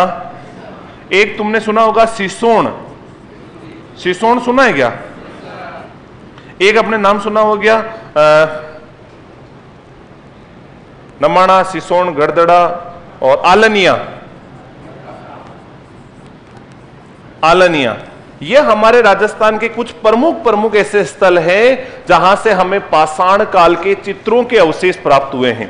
अच्छा, आपने कभी बेराट के बारे में पढ़ा होगा? तो आपने पढ़ा होगा कि बेराट, अच्छा वर्तमान ये बेराट कहां पर चला गया है? कोटपुतली बहरोड के अंदर चला गया है। यहां से हमें कैसे चित्रों के अवशेष मिले हैं? तो यहां से मिले हैं बर्ड रॉक पेंटिंग। सबसे इंपॉर्टेंट है, ध्यान देना। बर्ड रॉक पेंटिंग के अवशेष हमें कहां से प्राप्त हुए हैं? बेराट से प्राप्त हुए हैं। बेराट जगह कहां पर है? कोटपुतली। दर सभ्यता अपने कहां पर है? भरतपुर। यहां से भी हमें पाषाण काल के काफी सारे चित्र मिले हैं। गरदड़ा अपने कहां पर है? बूंदी। और गरदड़ा से सबसे खास बात है, यहां से कैसे चित्र मिले?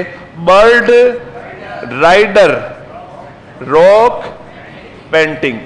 ध्यान दीजिएगा, अगर आपसे ये पूछे कि बर्ड रोक पेंटिंग के चित्र कहां से मिले, बेराट से।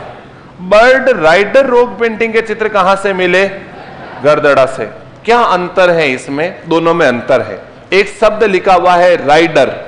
राइडर का मतलब होता है चलाने वाला, जैसे अपन बोलते हैं बाइक राइडर, जैसे अपन बोलते हैं कार राइडर। तो इसका मतलब यहां पर एक शब्द लिखा हुआ है बर्ड राइडर। बर्ड राइडर का मतलब ऐसे चित्र बनाए गए जिसमें कोई आदमी पक्षी पर बैठा हुआ है और पक्षी की क्या कर रहा है, सवारी कर रहा है। हो ना हो ऐसा मानते हैं कि ये भगवान विष्णु के उपासक रहे होंगे, भगवान विष्णु को गरुड़ का ऊपर सवारी करते हुए पाया जाता है, तो इन्होंने ऐसे चित्र बनाए होंगे, ऐसी अपन कल्पना कर सकते हैं। अच्छा, बर्ड रॉक पेंटिंग का मतलब क्या होता है? बर्ड यानी पक्षी, रॉक यानी चट्टान, पेंटिंग यानी डिजाइन, यानी कि चित्र। फाड़ दिया बाका, फाड़ दिया बाका, ले ली बुआसी। कितनी जोरदार उबासी ली, भूल गए थे क्या? मेरे को देखो ना, भूल गए थे क्या? अच्छा ठीक है, नहीं अब रहना, वो क्या उस समय ही होता तो हो जाता, अब थोड़ी देर बाद नहीं होता है। तो bird rock painting, bird rock painting का मतलब क्या होता है? तो पक्षियों के चित्र। अच्छा, पक्षियों के चित्र ही क्यों बनाए गए थे? पशु पक्षियों के चित्र ही क्यों बनाए गए? मैंने अभी आपको कहा था कि पाषाण काल में हम मानव की क्या हुई थी, उत्पत्ति। हम कहां रहते थे? जंगलों में रहते थे। क्या खाते थे? कंदमूल खाते थे, पेड़ पौधों के कंदमूल खाते थे, मांस का सेवन करते थे, जंगलों में रहते थे। जो चीज हम देखेंगे वही फोटो बना सकते हैं, जो चीज हमने देखी नहीं उसका फोटो हम नहीं बना सकते। आज जितने खिलौने होते हैं या कोई भी चीज होती है तो वही होती है जो हम मनुष्यों ने देखी हुई है।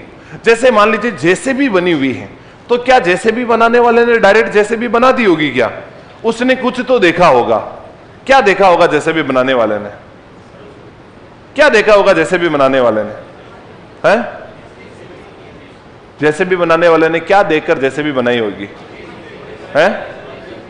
हाथी, हाथी देखकर के जेसीबी बना दी।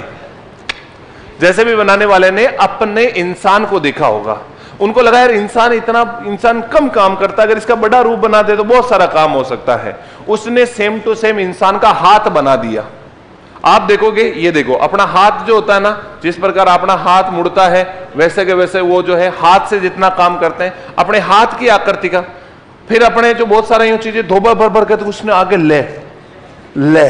तो जैसे भी बनाने वाला पक्का आदमी जिसने भी जैसे भी बनाई उसने इंसान का हाथ देखा होगा, और अपना हाथ जैसे काम करता है, जितने जॉइंट होते हैं, जैसे अपने नाखून ये आगे ऐसे होते हैं तो ऐसे ऐसे करके ऐसे ऐसे, तो सेम टू सेम उसने क्या किया होगा, इंसान का हाथ देख के बनाई होगी। तो उस समय ये लोग सब जंगल में रहते थे, वहां पक्षियों के अलावा इनको कुछ दिखता नहीं था, तो ये किसके चित्र बनाएंगे मनोरंजन के लिए? पक्षियों के, जिन्हें अपन कहते हैं बर्ड रॉक पेंटिंग। लेकिन यहां पर एक शब्द लिखा हुआ है घरदड़ा में, राइडर।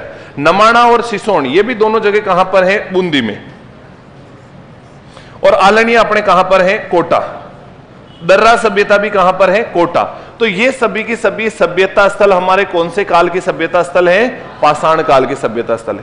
पाषाण काल के चित्रों का अध्ययन कौन कर रहा है? डॉक्टर जगत नारायण। बेराट से हमें कैसे चित्र मिले हैं? बर्ड रॉक पेंटिंग के। और गरदड़ा से कैसे चित्र मिले हैं? बर्ड राइडर रॉक पेंटिंग के चित्र मिले हैं। हाड़ौती, देखो हाड़ौती में सबसे ज्यादा चित्र मिल रहे हैं, और हाड़ौती के चित्रों का जो अध्ययन करने वाला विद्वान था उनका नाम था वीसी वाकणकर। यह भी पूछा हुआ है, हाड़ौती के चित्रों का अध्ययन करने वाला कौन था? वीसी वाकणकर। बच्चों ध्यान दीजिएगा, अगर आपसे पूछे कि पाषाण काल के चित्रों का अध्ययन किसने किया? डॉक्टर जगत नारायण ने। लेकिन अगर अपने से यह पूछे कि हाड़ौती के चित्रों का अध्ययन किसने किया? वीसी वाकणकर ने। चित्रकला का उदय कौन से काल में हो रहा है? नवपाषाण काल में चित्रकला का उदय हो रहा है, या अपन कह सकते हैं पाषाण युग में। पत्थर से पत्थर पर चित्र बनाने की विधि को क्या कहते हैं? पेट्रोग्लिफ। क्योंकि यह पाषाण युग है, धातु युग तो है नहीं। और मानव ने सबसे पहले धातु भी खोजी तो तांबा, तांबा का भी लचीला था।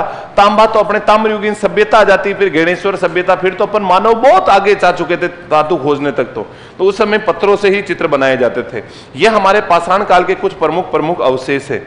लेकिन हमारे राजस्थान में जो वर्तमान चित्रकला है वो चित्रकला कहां से आई थी, इसको भी समझना।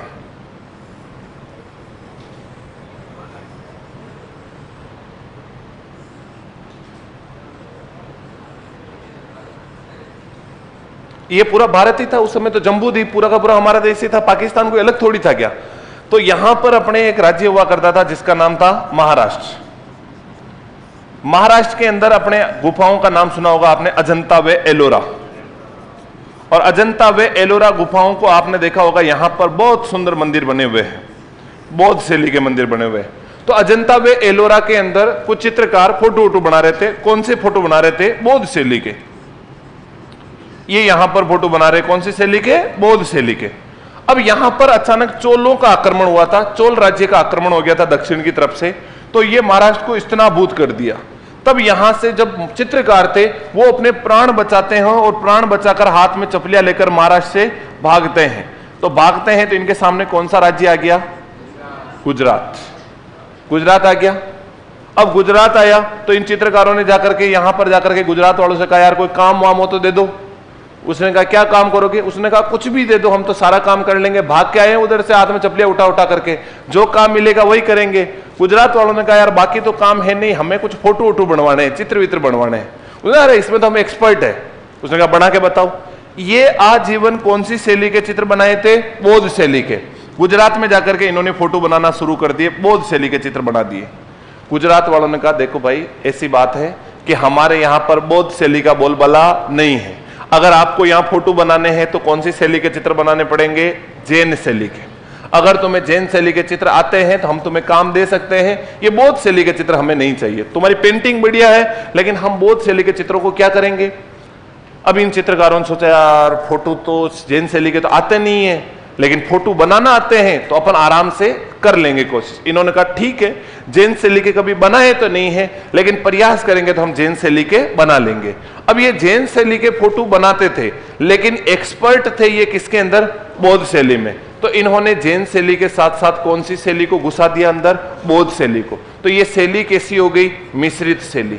यहां पर चित्रकार कैसी शैली के चित्र बनाने लगे? मिश्रित शैली के। और गुजरात में ये चित्र बनाए जा रहे थे इसलिए शैली को नाम ही क्या दे दिया? गुजरातन शैली। अरे आप इसको ऐसे समझिएगा जैसे मान लीजिए मैं पहले जयपुर था, जयपुर पर हमला हो गया और वहां से हाथ में चपलियां उठाकर भागा और कहां भाग करके आ गया? जोधपुर। यहां आया भूखा प्यासा, मैंने कहा यार कोई काम हो तो दे दो। इन्होंने कहा यार काम तो है, पढ़ाना आता है क्या? मैंने कहा यार वो तो कर लेंगे यार, वही कर रहे थे इतने दिन से। कि ठीक है तो फिर क्या पढ़ा लोगे? मैंने कहा यार कल्चर दे दो या फिर हिस्ट्री दे दो राजस्थान वाली, दोनों में से कोई भी कर ले। उन्होंने कहा कल्चर और हिस्ट्री का मास्टर तो हमारे पास है। ज्योग्राफी आती है क्या? मैंने कहा वो तो नहीं आती है। तो फिर रवाना हो जा। मैंने कहा यार मौका है काम करने का। मैंने कहा पढ़ा लेंगे, ज्योग्राफी में क्या है, 2 पन्ने रटने ही तो है, 2 पन्ने रटन पढ़ा लेंगे। उन्होंने कहा ठीक है फिर पढ़ाओ। मैंने कहा नदियां पढ़ा रहा। मैंने कहा ये कालीबंगा सभ्यता, इसकी ये सहायक नदी है आहू, ये नदी यहां पर मिलती है। और जैसे नदी मिली और मैंने कहा इन दोनों नदियों के संगम पर गागरोन का किला बना हुआ है। और जैसे ही गागरोन आया और अपने अंदर से कल्चर का भूत जागा। मैंने कहा ये गागरोन का किला, इसका निर्माण बिजल देव डोड ने करवाया। ये इन दोनों नदियों के संगम पर बना हुआ है, यहाँ पर 2 साके हुए थे और यहाँ पर चारों तरफ पर कोटा बना हुआ है। पढ़ा क्या रहा था? ज्योग्राफी। घुसा अंदर क्या दी? कल्चर। अंदर क्या घुसा दी? कल्चर। तो क्या हो गया? मिश्रित। ये बना कौन सी शैली करें? जैन शैली। जीवन भर किस पे काम किया? बौद्ध शैली पर। अंदर क्या घुसा दी? बौद्ध शैली। तो शैली कैसी हो गई? मिश्रित शैली। अब क्या हुआ? इधर से खाड़ी देश के लुटेरे ये लूटपाट के लिए भारत में प्रवेश कर ही रहे थे। राजस्थान की तरफ से तो भी वैसे भी प्रवेश नहीं करते थे। सिंध पाकिस्तान तक आने के बाद, सिंध नदी तक आने के बाद इनके पास 2 ही मार्ग थे। राजस्थान की तरफ कभी नहीं आते थे क्योंकि इनको पता था कि राजस्थान रेगिस्तान, खतरनाक आदमी, वीरों का राज्य है, इधर से जाने का कोई मतलब नहीं है। तो या तो ये गुजरात की तरफ जाएंगे या फिर ये जाएंगे पंजाब की तरफ से दिल्ली की तरफ। राजस्थान की तरफ तुम देखना कभी बाहरी आक्रांता नहीं आते थे क्योंकि हमारे राजस्थान के वहां तक इनकी बातें होती थी कि भाई तू जाए ना, तू उस राजपूताने में तो मत ही जाना, उधर के आदमी मारते हैं, 1-1, 100 पे भारी पड़ता है। तो फिर इनको लगा यार गुजरात बड़ा व्यापारी केंद्र है, तो खाड़ी देश से गुजरात के ऊपर अटैक होने लगे। अब गुजरात पर अटैक हुए तो फिर चित्रकार हाथ में चपलियां उठाई, फिर भागे और भागे तो सबसे पहले इनके सामने क्या आ गया? मेवाड़। इसलिए मेवाड़ को अपन बोलते हैं राजस्थानी चित्रकला की जननी शैली। तो मेवाड़ में चित्रकार कहां से आए थे? गुजरात से। मेवाड़ में चित्रकार कहां से आ रहे हैं? गुजरात से। और मेवाड़ शैली पर सबसे पहले कौन सी शैली का प्रभाव पड़ेगा? गुजरातन शैली। या राजस्थान पर सबसे पहले कौन सी शैली का प्रभाव पड़ेगा? गुजरातन शैली। या कौन सी शैली का प्रभाव पड़ेगा? जैन शैली। बच्चा मैं आगे एक बात लिखाऊंगा तुम्हें कि राजस्थानी चित्रकला पर सबसे ज्यादा प्रभाव मुगल शैली का पड़ता है, लेकिन मैं कहूंगा कि राजस्थानी चित्रकला पर सबसे पहले प्रभाव किस शैली का पड़ा? जैन शैली का। इसी को अपन कौन सी शैली भी कहते हैं? गुजरातन शैली। और जब मैं तुम्हें मेवाड़ शैली शुरू करूंगा अभी, तब मैं एक बात बताऊंगा और उसमें लिखाऊंगा मेवाड़ शैली राजस्थानी चित्रकला की जननी शैली है। इसे परंपरागत शैली कहते हैं। इसे अजंता व एलोरा का निर्वहन करने वाली शैली कहते हैं। अब इसे अजंता व एलोरा का निर्वहन करने वाली शैली क्यों कहते हैं? क्योंकि अजंता एलोरा के चित्रकार पहले कहां पहुंचे? गुजरात। गुजरात से यही चित्रकार कहां पहुंच गए? मेवाड़। इसीलिए मेवाड़ को अपन बोलते हैं अजंता एलोरा का निर्वहन करने वाली शैली। इसीलिए अपन इसको बोलते हैं परंपरागत शैली, और इसीलिए अपन इसको बोल देते हैं परंपरागत शैली और राजस्थानी चित्रकला की जननी शैली। तो हमारे राजस्थानी चित्रकला की जो जननी शैली है वो भी किसे मानते हैं अपन? मेवाड़ को मानते हैं। ये वाली बात थोड़ी समझ में आई क्या? पक्का ना?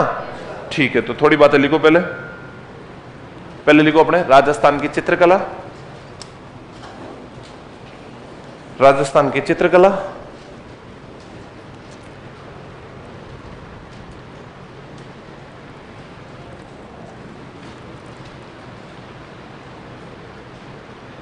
लिखो मनोरंजन के लिए, मनोरंजन के लिए,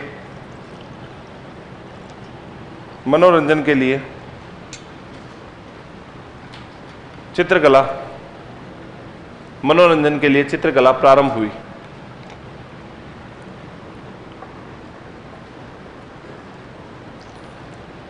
मनोरंजन के लिए चित्रकला प्रारंभ हुई, जिसमें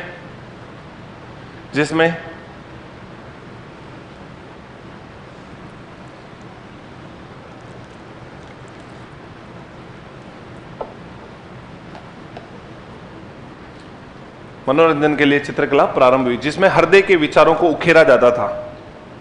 जिसमें हृदय के विचारों को उखेरना या उखेरा जाता था, उखेरा जाता था। हृदय के जो भी विचार उत्पन्न होते थे उन्हें चित्रों के माध्यम से उखेरना। कुछ भी बना लेना। मनोरंजन के लिए छोटे थे तब अपन भी चित्र बनाया करते थे कॉपी में। लिखने में जोर आता था, लेकिन फोटो बनाने में कभी किसी को जोर नहीं आया था। मनोरंजन था वो, अच्छा लगता था चित्र उखेरना। फिर लिखो चित्रकला का उदय पाषाण युग। चित्रकला का उदय पाषाण युग। चित्रकला का उदय पाषाण युग। पाषाण युग के नवपुरा पाषाण काल में हुआ। वेरी इंपॉर्टेंट है, नवपुरा पाषाण काल के नीचे अंडरलाइन और करना। चित्रकला का उदय पाषाण युग के नवपुरा पाषाण काल में हुआ। नवपुरा पाषाण काल में हुआ। आगे पत्थर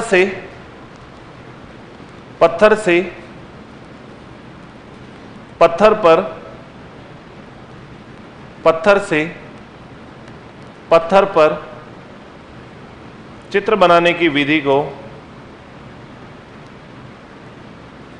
पत्थर पर चित्र बनाने की विधि को पत्थर पर चित्र बनाने की विधि को पेट्रोग्लिफ विधि कहते हैं। पेट्रोग्लिफ विधि कहते हैं।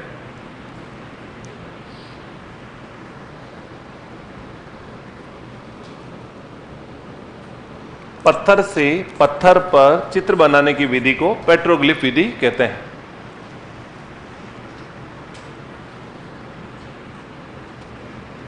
आगे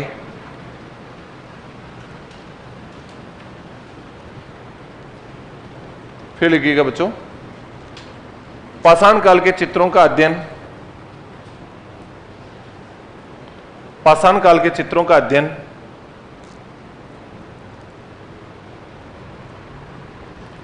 पाषाण काल के चित्रों का अध्ययन डॉक्टर जगत नारायण ने किया। पाषाण काल के चित्रों का अध्ययन डॉक्टर जगत नारायण ने किया।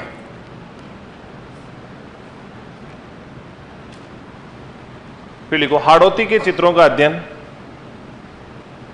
हाड़ौती के चित्रों का अध्ययन हाड़ौती के चित्रों का अध्ययन डॉक्टर वीसी वाकणकर ने किया। हाड़ौती के चित्रों का अध्ययन डॉक्टर वीसी वाकणकर ने किया। जो अपने हाड़ौती के चित्र हैं, हाड़ौती के चित्रों का अध्ययन किसने किया था? डॉक्टर वीसी वाकणकर ने। और पाषाण काल के चित्रों का अध्ययन किसने किया था? Very good. फिर लिखिएगा आगे, प्रमुख पाषाणकालीन चित्रों के अवशेष, ऐसे कैसे नाम लिख लो। प्रमुख पाषाणकालीन चित्रों के अवशेष ऐसे ही, बेराट कोटपुतली में, बाकी तो तुम्हें राजस्थान की हिस्ट्री में सर पढ़ा ही देंगे, राजवीर सर, सभ्यता आपके हैं सिलेबस में, तो उसमें सारी चीजें आ जाएगी बेराट की। जिसमें अपन बेराट पढ़ते तब पढ़ते भी है, प्रागैतिहासिक काल से लेकर जनपद युग गुप्त काल तक के अवशेष मिलते हैं बेराट सभ्यता से।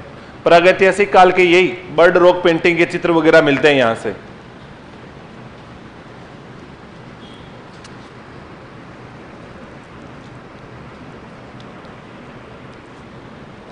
ऐसे कैसे बना लो,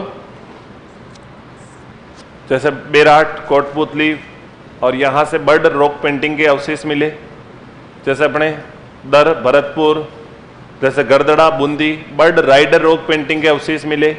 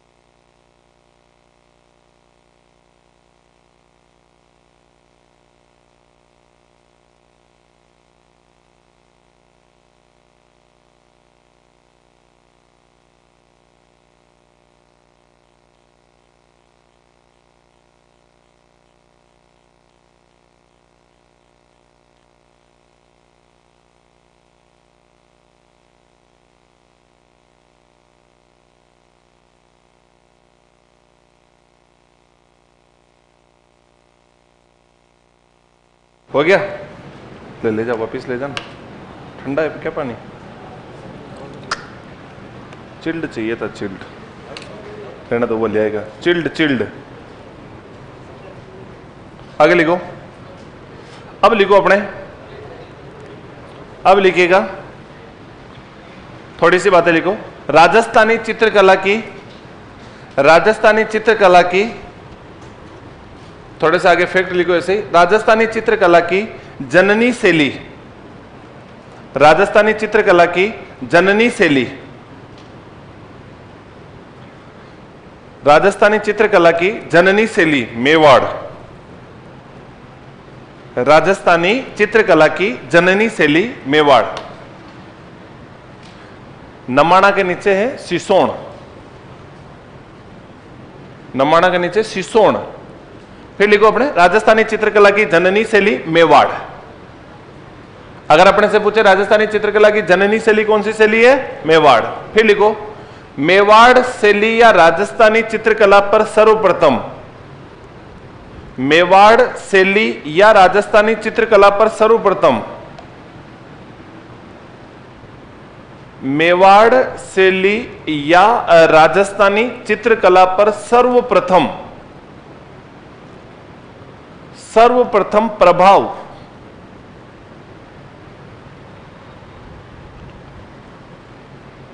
सर्वप्रथम प्रभाव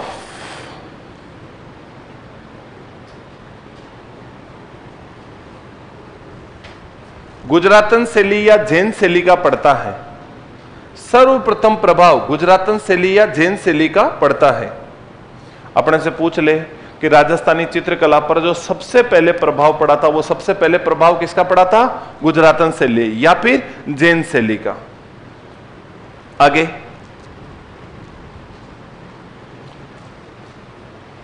सर्वाधिक प्रभाव मुगल शैली का पड़ता है। सर्वाधिक प्रभाव मुगल शैली का पड़ता है। हमारे राजस्थान की अधिकांश चित्रकलाओं पर मुगल शैली का प्रभाव देखने को मिलेगा। सर्वाधिक प्रभाव मुगल शैली का पड़ता है। आगे चित्रकला का जनक राणा कुंभा। चित्रकला का जनक किसे मानते हैं अपन? राणा कुंभा को। अगर पूछ ले राजस्थानी चित्रकला का जनक कौन है, तो चित्रकला का जनक कौन हो जाएगा अपने? राणा कुंभा। वेरी इंपॉर्टेंट, राजस्थानी चित्रकला का जनक कौन हो जाएगा? राणा कुंभा। आगे राजस्थानी चित्रकला का जनक कौन हो जाएगा अपने? राणा कुंभा।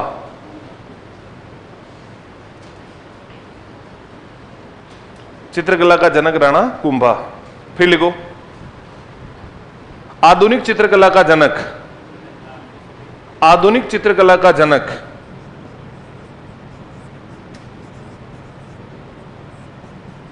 आधुनिक चित्रकला का जनक कुंदनलाल मिस्री। कुंदनलाल मिस्री आधुनिक चित्रकला का जनक कुंदनलाल मिस्री। अगर आपसे यह पूछे कि आधुनिक चित्रकला का जनक कौन है? कुंदनलाल मिस्री। राजस्थानी चित्रकला का जनक कौन है? राणा कुंभा। राजस्थानी चित्रकला की जननी शैली कौन सी है? मेवाड़। राजस्थानी चित्रकला पर सबसे पहले प्रभाव किसका पड़ता है? जैन शैली या गुजरातन शैली का सबसे पहले प्रभाव पड़ता है। अब देखो, ये तो थी हमारे बेसिक बात।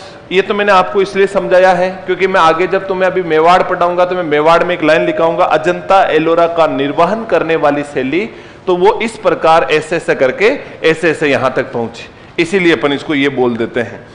अब देखो बच्चों कि हमारे जो चित्रकला है, इस चित्रकला के लिए कौन कौन से जो मतलब संग्रहालय है जहां पर चित्रों को संग्रहित किया हुआ है या चित्रों को बढ़ावा दिया गया है। तो चित्रकला के प्राचीन संग्रहालय, हमारे राजस्थानी चित्रकला के प्राचीन कौन कौन से संग्रहालय हुआ करते हैं, यहां से भी सवाल आते रहते हैं। प्राचीन संग्रहालय की अगर अपन बात करें तो सबसे पहला जो संग्रहालय है वो है जिन्न भद्र सूरी संग्रहालय, जैसलमेर। जिन्न भद्र सूरी संग्रहालय यह हमारे राजस्थान का सबसे प्राचीन संग्रहालय है और सबसे प्राचीन संग्रहालय है यह है कहां पर? जैसलमेर के अंदर। इस संग्रहालय को अपन क्या बोलते हैं? तो इसे बोलते हैं ज्ञान द्वीप स्तंभ संग्रहालय। इसे ज्ञान द्वीप स्तंभ संग्रहालय के नाम से जाना जाता है। और यह कैसा संग्रहालय है? एक भूमिगत संग्रहालय है। यह भूमिगत संग्रहालय है। तो प्यारे साथियों, राज्य का सबसे प्राचीन संग्रहालय है, इसे ज्ञानद्वीप स्तंभ कहते हैं। और यह कैसा संग्रहालय है? एक भूमिगत संग्रहालय है। फिर आ जाता है मान प्रकाश संग्रहालय। और बताओ मान प्रकाश संग्रहालय कहां पर हो जाएगा? अपने जोधपुर के अंदर। मान प्रकाश संग्रहालय मेहरानगढ़, और मेहरानगढ़ कहां पर है? जोधपुर। और इसका जो निर्माण है, इसका निर्माण करवाया गया था मान सिंह के द्वारा, जो जोधपुर के चित्रों को संग्रहित किए हुए हैं। अच्छा ये बताओ अनूप संग्रहालय कहां पर हो जाएगा? अनूप संग्रहालय, अनूप संग्रहालय बना हुआ है हमारे बीकानेर के अंदर। अनूप संग्रहालय की बात करें तो ये कहां हो जाएगा? बीकानेर। अच्छा ये बताओ सरस्वती भंडार संग्रहालय कहां पर है? सरस्वती भंडार संग्रहालय, बच्चों सरस्वती भंडार संग्रहालय उदयपुर। अगर आपसे पूछे सरस्वती भंडार संग्रहालय कहां पर है? उदयपुर। अगर अपने से पूछे रंगशाला या चित्रशाला, रंगशाला या चित्रशाला नामक संग्रहालय कहां पर है? बूंदी। रंगशाला या चित्रशाला नामक संग्रहालय बूंदी के अंदर है। फिर आ जाता है अपने माधो सिंह संग्रहालय। माधो सिंह संग्रहालय, और ये कहां पर बना हुआ है? कोटा के अंदर। ये जो रंगशाला या चित्रशाला है ना, इसे कहा जाता है बीती चित्रों का स्वर्ग। और माधो सिंह संग्रहालय अपने कहां पर बना हुआ है? कोटा के अंदर। अच्छा सूरत खाना वे पोती खाना, सूरत खाना संग्रहालय वे पोती खाना संग्रहालय, ये कहां पर है? अपने जयपुर। सूरत खाना और पोती खाना दोनों ही संग्रहालय अपने कहां पर हैं? जयपुर के अंदर बने हुए हैं। फिर देखो एक फतेह प्रकाश संग्रहालय, जो राज्य का सबसे नवीन संग्रहालय है, जहां पर भी चित्र रखे हुए हैं। और ये फतेह प्रकाश संग्रहालय अपने कहां पर है? चित्तौड़गढ़। जो पहले फतेह प्रकाश महल था, उसी को फतेह प्रकाश संग्रहालय के रूप में परिवर्तित कर दिया गया, जो राज्य का सबसे नवीन संग्रहालय है। अच्छा एक और राजपूताना संग्रहालय कहां पर है? राजपूताना संग्रहालय अजमेर के अंदर है। तो हमारे राजस्थान के वह प्रमुख संग्रहालय जहां पर चित्रों को संग्रहित किया हुआ है, तो प्रमुख संग्रहालयों में सबसे मेन संग्रहालय है जिनभद्र सूरी संग्रहालय। कहां पर है ये जिनभद्र सूरी संग्रहालय? जैसलमेर। इसे अपन क्या कहते हैं? ज्ञानद्वीप। और इसे कहते हैं भूमिगत संग्रहालय। फिर आता है मान प्रकाश संग्रहालय, ये कहां पर है? मेहरानगढ़ जोधपुर। अनूप संग्रहालय कहां पर है? बीकानेर। सरस्वती भंडार संग्रहालय उदयपुर। रंगशाला या चित्रशाला बूंदी। माधो सिंह संग्रहालय कोटा। सूरत खाना वे पोती खाना जयपुर। और फतेह प्रकाश संग्रहालय चित्तौड़गढ़। और राजपूताना संग्रहालय अपने कहां पर है? अजमेर के अंदर बने हुए। तो ये तो हमारे राजस्थान के प्रमुख कुछ संग्रहालय हो गए हैं। फिर आ जाता है कि अपने ना नामकरण, चित्रकला का नामकरण किसने दिया था? ये जो चित्रकला नाम है, ये नाम किसने दिया है? या चित्रशैली या चित्रकला की नामकरण की बात करें, 4-5 विद्वानों के नाम आपको याद रखने हैं। सबसे पहले एक व्यक्ति है जो बड़े आनंद के साथ बैठता है, और उस व्यक्ति का नाम है आनंद कुमार स्वामी। और ये आनंद कुमार स्वामी बड़े आनंद के साथ बैठे और 1916 में अपनी एक पुस्तक लिखी। और 1916 में इन्होंने अपनी एक पुस्तक लिखी जिसका नाम है राजपूताना पेंटिंग्स। और इस राजपूताना पेंटिंग्स नामक पुस्तक के अंदर इन्होंने बड़े आनंद के साथ राजस्थानी चित्रकला का नाम दिया। और इन्होंने इसको क्या नाम दिया था इसमें? तो इन्होंने नाम दिया था राजपूत चित्रकला। तो राजस्थानी चित्रकला को राजपूत चित्रकला कहने वाले विद्वान कौन हुआ करते हैं? आनंद कुमार स्वामी। जब इन्होंने ये नाम दिया था, तो ये नाम देते समय इन्होंने जो है बच्चों, इन्होंने इस राजस्थानी चित्रकला को इन्होंने राजस्थानी चित्रकला न कह के राजपूत चित्रकला कहा था। इनके मत का जो समर्थन किया था वो किया था ओ.सी. गांगुली ने। ओ.सी. गांगुली ने इनके इस मत का समर्थन किया। याद रखना कि आनंद कुमार स्वामी ने अपनी पुस्तक राजपूताना पेंटिंग्स में क्या नाम दिया था? राजपूत चित्रकला नाम दिया था। इनके मत का समर्थन करने वाले विद्वान कौन थे? ओ.सी. गांगुली। इतने में एक अंग्रेज आदमी आया जिसका नाम है W.H. ब्राउन। इसने कहा रुको, अपन भी नाम देंगे। W.H. ब्राउन ने एक पुस्तक लिखी और इनकी पुस्तक का नाम था इंडियन पेंटिंग्स। इनकी पुस्तक का नाम क्या था? इंडियन पेंटिंग्स नामक पुस्तक। इनसे पूछा कि बताओ तुम क्या नाम दोगे? तो W.H. ब्राउन ने राजस्थानी चित्रकला को नाम दिया राजपूत कला। वेरी इंपॉर्टेंट है, ध्यान रखना।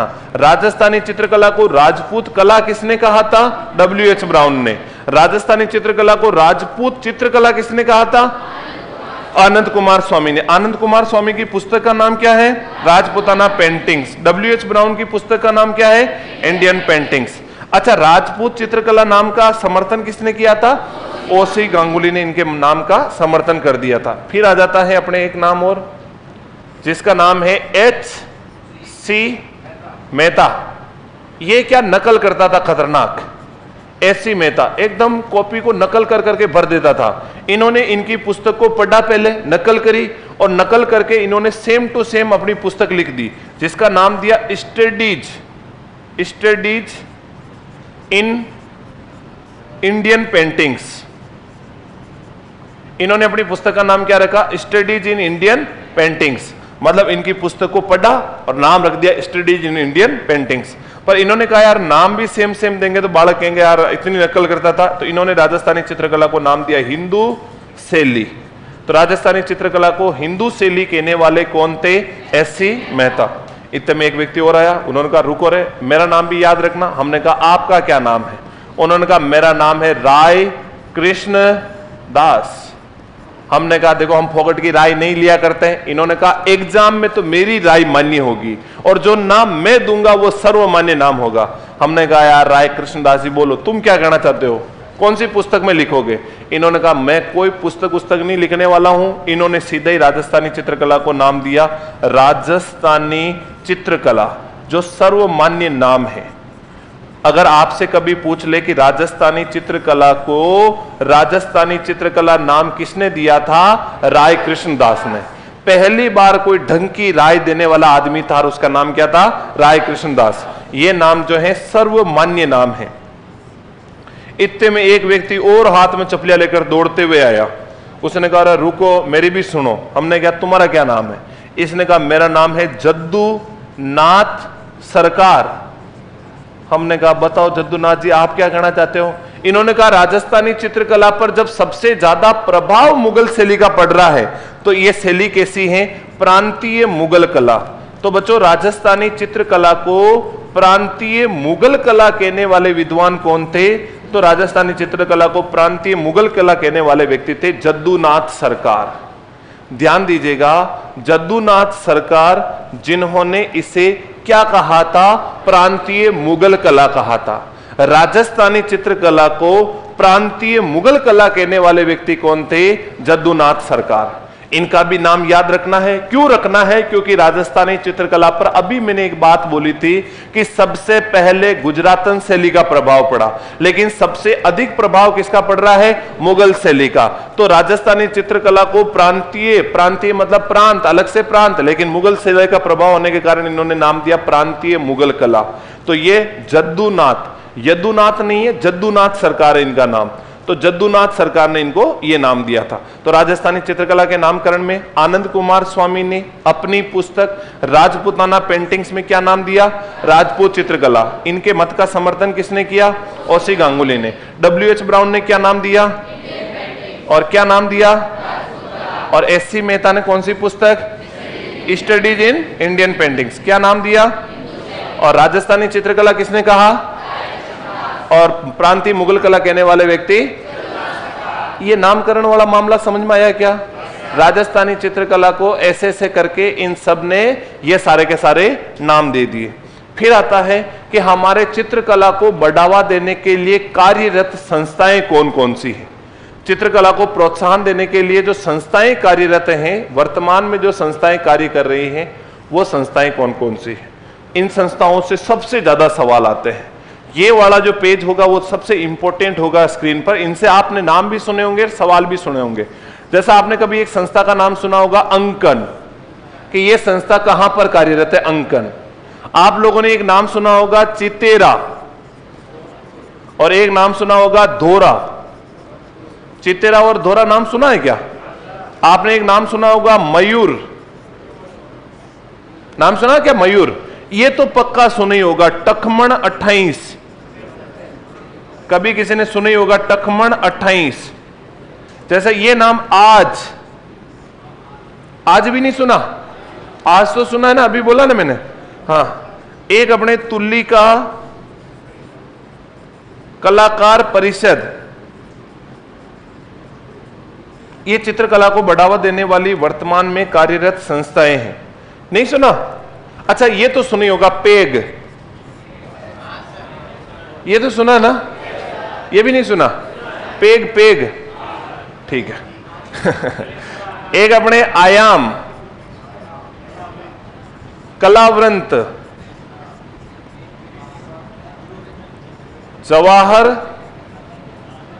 कला केंद्र, ललित कला अकादमी,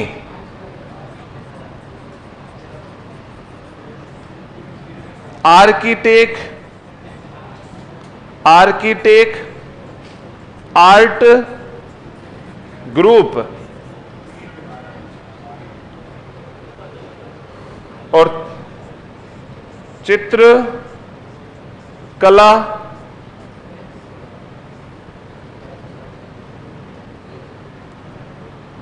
एक चित्रकला नाम की संस्था भी कार्यरत है। ये देखो, चित्रकला के नाम से भी एक संस्था है। तो ये हमारे सभी की सभी वर्तमान में कार्यरत कुछ प्रमुख संस्थाएं हैं, जिसमें से ये देखो, पहली संस्था है अंकन, और अंकन नाम की संस्था कहां पर कार्य करती है? तो ये कार्यरत है भीलवाड़ा। अंकन नाम की संस्था कहां पर कार्य है? भीलवाड़ा।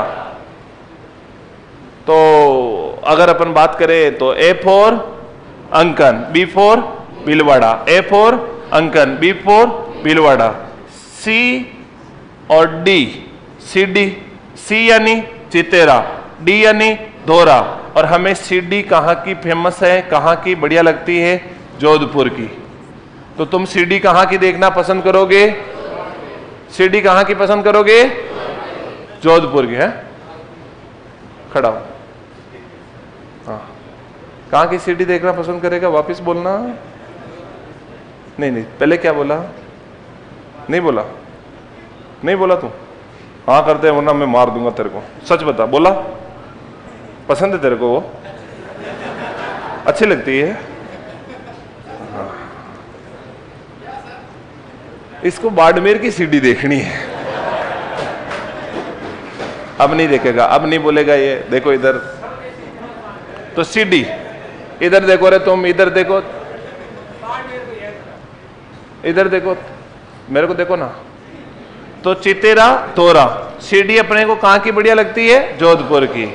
फिर आती है मयूर। मयूर अपने कहां पर है? वन स्थली। और ये वन स्थली जगह कहां पर है? निवाई। और निवाई अपने कहां पर है? टोंक में। तो ऐसे याद रखना कि मोर कहां नाचा? वन में नाचा। मोर कहां नाचा? वन में नाचा। तो थोड़ा याद आ जाएगा। मयूर अपने कहां पर है? वन स्थली। अच्छा, अभी तुमने रीट की है, तुमने जो है रीट की तैयारी करके अब मुख्य परीक्षा की तैयारी कर रहे हो। उसके बाद मान लीजिए तुम्हें टेट करनी है। तुम्हें क्या करनी है? टेट करनी है। टी फोर टकमण, ए फोर आज, और टी फोर तुल्लिका कलाकार परिषद। तो तुम टेट की तैयारी करने कहां जाओगे? उदयपुर। तो इसका मतलब टकमण 28 कहां पर है? उदयपुर। आज कहां पर है? उदयपुर। और तुल्लिका कलाकार परिषद कहां की है? उदयपुर। अब देखो, पेग ज्यादातर कहां चलते हैं? जयपुर में। जयपुर में पेग आराम से कला के साथ लेते हैं। जयपुर के आदमी पेग लेने में क्या है? एकदम एक्सपर्ट, एकदम उनकी आर्ट जोरदार है पेग लेने की। तो ऐसे याद रख लेना, पेग, आयाम, कलावृंत, जवाहर कला केंद्र, ललित कला अकादमी, ये सब के सब अपने संस्थाएं कहां पर हैं? जयपुर। और ये चित्रकला नाम की संस्था, धारीदार चित्रकला संस्था, ये अपने भीलवाड़ा की है। वापिस भीलवाड़ा से शुरू किया मैंने, भीलवाड़ा में लाके तुम्हें पटक दिया वापिस। तो अंकन भीलवाड़ा में है और चित्रकला भी भीलवाड़ा में। चित्रकला नाम का संग्रहालय, अगर चित्रकला या चित्रशाला नाम का संग्रहालय पूछे तो बूंदी में है, लेकिन चित्रकला नाम की संस्था कहां पर कार्यरत है? तो भीलवाड़ा के अंदर कार्यरत है। तो एक बार तो तुम इनको और लिखो अपने। नहीं, पीछे नहीं है, यहीं से लिखो। सबसे पहले प्राचीन संग्रहालय, ये सारे के सारे संग्रहालय एज इट इज बना लो।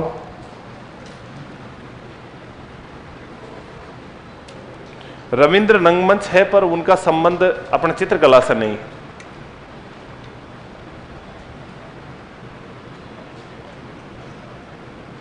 कुंदन लाल मिस्त्री है ना, मिस्त्री, आदो से पुरोत्री मिस्त्री।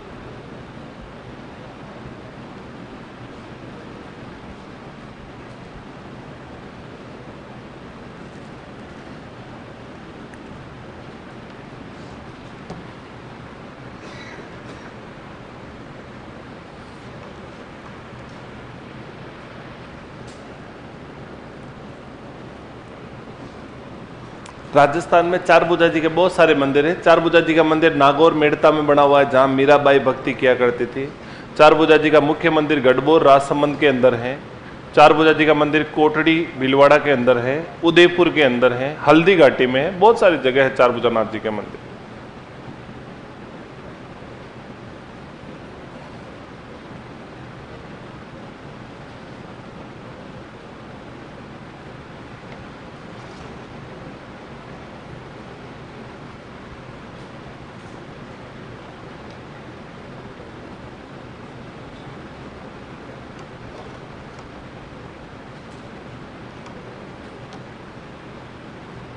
हिंदी आपको सुनील खोखरिया सर पढ़ाएंगे।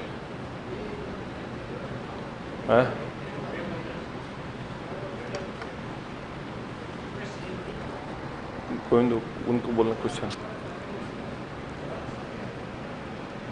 हो गया क्या यहां तक? ये संग्रहालय बन गए क्या सभी के?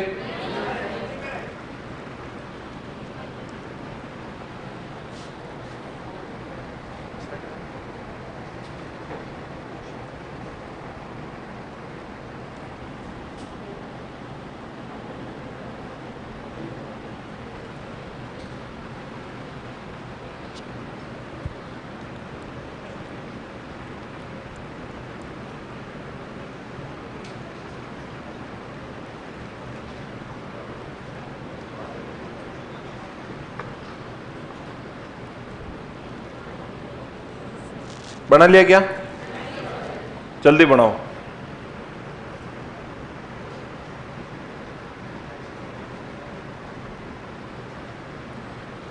तो ये हमारे प्रमुख प्रमुख संग्रहालय हैं, जिसमें से नाम याद रखने हैं। जिनभद्र सूरी संग्रहालय जैसलमेर में, इसे ज्ञानद्वीप संग्रहालय या भूमिगत संग्रहालय कहते हैं। मान प्रकाश संग्रहालय मेहरानगढ़ के अंदर बना हुआ है। अनूप संग्रहालय बीकानेर के अंदर बना हुआ है।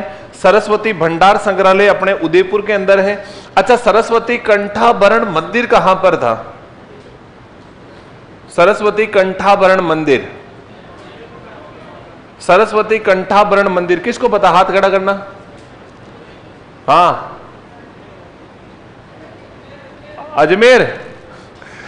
अजमेर के अंदर जो 2.5 दिन का झोपड़ा बना हुआ है, वहां पर पहले सरस्वती कंठाभरण मंदिर था, जिसे तोड़वा करके उसके स्थान पर कुतुबुद्दीन ऐबक ने क्या बना दिया है? 2.5 दिन का झोपड़ा, जिसे संस्कृत पाठशाला भी कहते हैं। हाँ, क्या? वहां संस्कृत पाठशाला तो थी, पर मेन वहां मंदिर था, जिसे सरस्वती कंठाभरण मंदिर कहते हैं। पाठशाला तो बहुत बड़ा, वो पूरा का पूरा जो परिसर है ना, उसे संस्कृत पाठशाला कहते हैं। पर जो मेन 2.5 दिन का झोपड़ा जहां पर बना ना, वो सरस्वती कंठाभरण मंदिर को तोड़ के बनाया गया था। लिखो अपने आगे, ये ऐसे कैसे चित्रकला का नामकरण, same to same copy paste. आपके इनके टेस्ट कब होएगा गोविंद? 5 तारीख को। टेस्ट टॉपिक बता दिए क्या क्या आएंगे?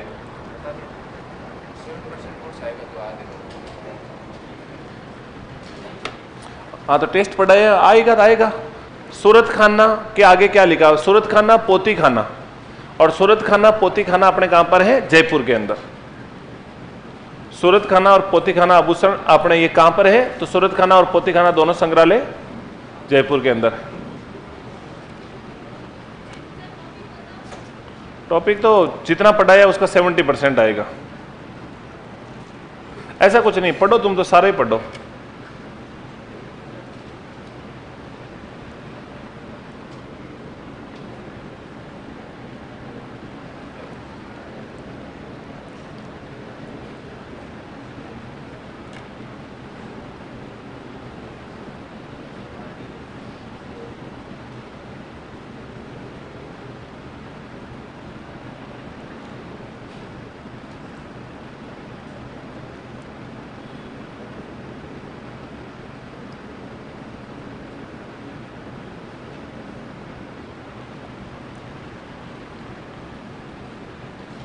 हाँ बिल्कुल, वहीं पर पीर पंजाब शाह का उर्स लगता है 2.5 दिन के झोपड़े में, क्योंकि वहां पर पीर पंजाब शाह 2.5 दिन तक रुके थे।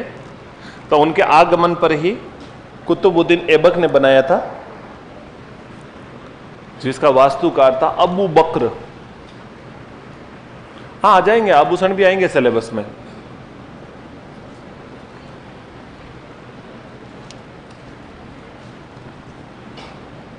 श्याम विश्नोई, हाथ की अंगुली में क्या? अपने तो बादली तो हाथ की अंगुली में ही पहना जाता है। बादली, बादली आंख में पहनते होंगे, अपने आंख का आभूषण नहीं है। बादली नाम का राजस्थान में हाथ की अंगुली में पहना जाता है।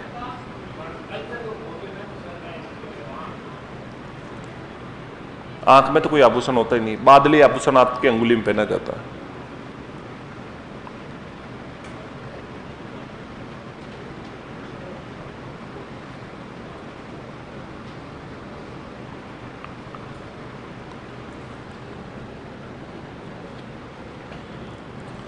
अच्छा ये वाला बोलूं क्या? इसमें क्या है?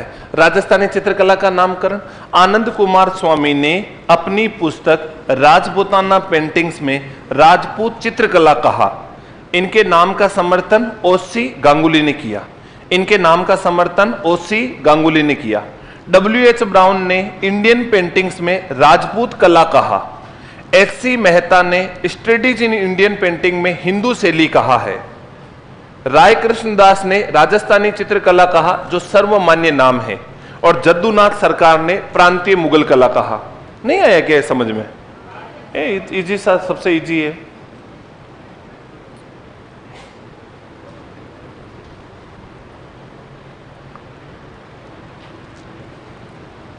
जद्दूनाथ सरकार अलग से हैं बाबू। यहां पर मेरे क्या जगह नहीं थी ना, तो मैंने जद्दूनाथ को नीचे घुसा दिया। बाकी जद्दूनाथ को आप साइड में कर सकते हो।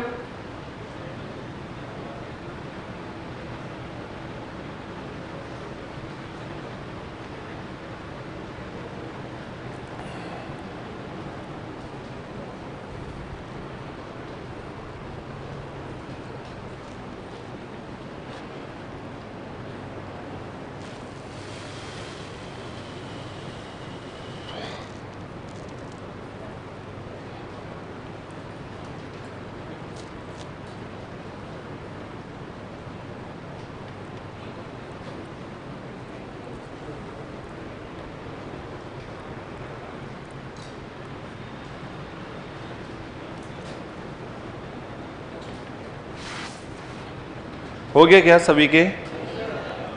हो गया बच्चा? अभी तक नहीं हुआ? जल्दी जल्दी करो।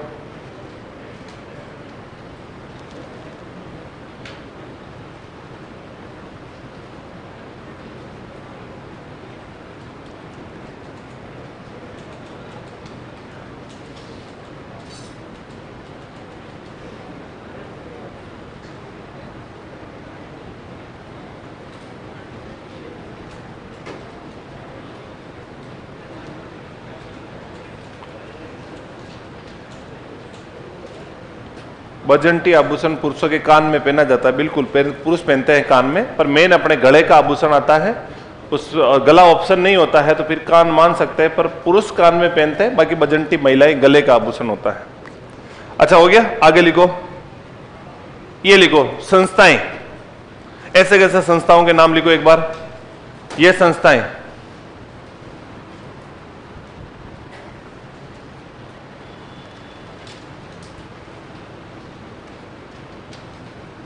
सर्वमान्य का मतलब सबसे मान्य नाम है।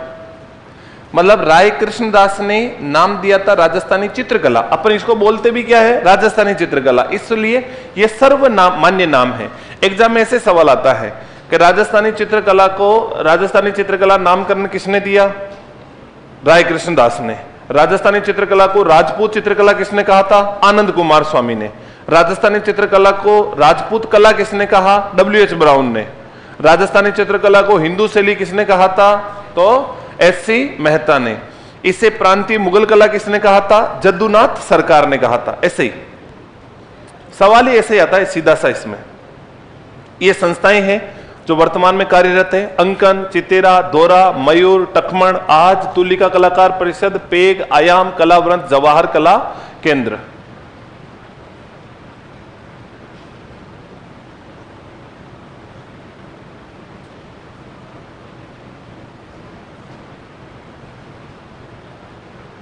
नहीं, चित्रकला कहां से आएगी टेस्ट में, चित्रकला तो होएगी नहीं ना।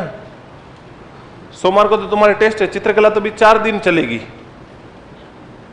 अब आज के बाद भी 3 दिन तो मोटा मोटा मान के चलो, 6 घंटे तो और लगेंगे चित्रकला में।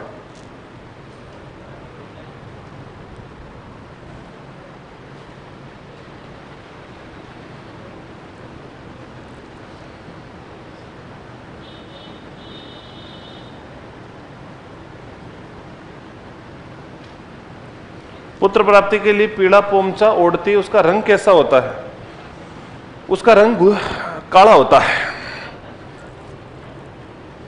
पुत्र प्राप्ति के लिए पीला पोमचा ओढ़ेगी, उसका रंग काला होता है ना। यार ये कौन सा सवाल है, पीला पोमचा होता है, पीले रंग का होता है तभी तो वो पीला पोमचा है। बाबू क्या पूछ रहे हो आप।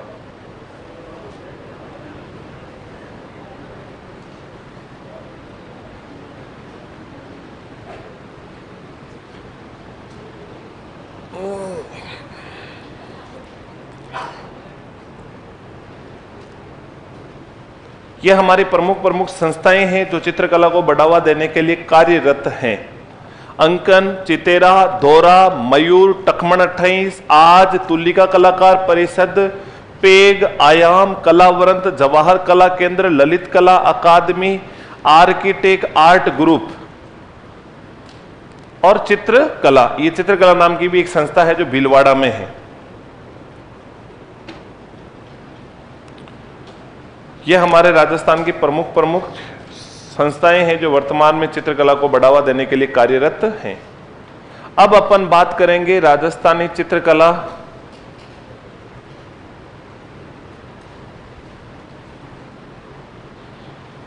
टॉपिक कितने बचे, हो जाएगा सिलेबस होता ही, मैं आगे और कोई टॉपिक नहीं पढ़ाऊंगा।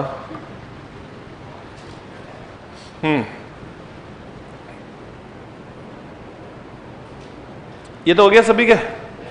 अब हेडिंग डालो, वैज्ञानिक वर्गीकरण, चित्रकला का वैज्ञानिक वर्गीकरण। अब नहीं रुकूंगा मैं, हाँ फटाक बना। अब हेडिंग डालो, वैज्ञानिक वर्गीकरण। अब अपन बात करेंगे हमारी राजस्थानी चित्रकला का वैज्ञानिक वर्गीकरण कैसा है।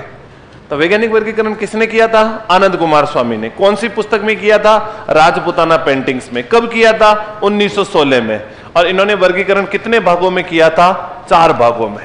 राजस्थानी चित्रकला का वैज्ञानिक वर्गीकरण कितने भागों में किया गया था, 4 भागों में किया गया था। किसके द्वारा किया गया था, आनंद कुमार स्वामी के द्वारा किया गया था। तो देखो अपने सबसे पहले बात करते हैं, अभी बच्चा ये जो तुम सवाल कर रहे हो ना, ये सब अभी आगे आने वाले हैं। अभी परिचय ही चल रहा है, अभी वेट कीजिए, देवेंद्र जांगीड़ सब आ जाएगा, थोड़ा तो वेट कीजिए ना, सब बता दूंगा मैं। राजस्थानी चित्रकला का पहला चित्रकार कौन है, उसका उल्लेख कहां से मिलता है, किसने क्या कहा था, सब चीजें आएगी। अभी थोड़ा सा वेट करो तुम। हाँ जी, चित्रकला का वैज्ञानिक वर्गीकरण किया जा रहा है। इधर देखो आप, वैज्ञानिक वर्गीकरण।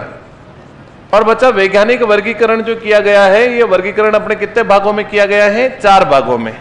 राजस्थानी चित्रकला का वैज्ञानिक वर्गीकरण किसके द्वारा किया जा रहा है? आनंद कुमार स्वामी के द्वारा।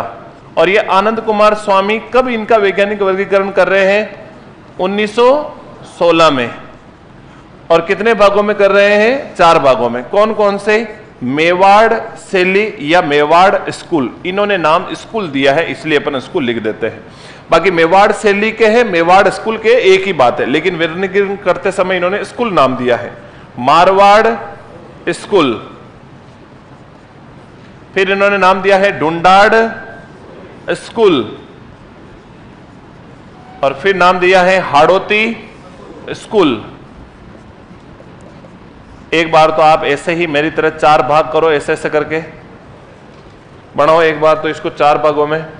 फिर मेवाड़ के अंदर, बिना मेवाड़ उदयपुर के मेवाड़ हो सकता है क्या? नहीं। तो सबसे पहले आ जाएगी उदयपुर शैली। उदयपुर का ही भाग हुआ करता है चावंड, जो अब सलूम्बर में चला गया है, तो फिर आ जाएगी चावंड शैली। एक आ जाती है अपने नाथ द्वारा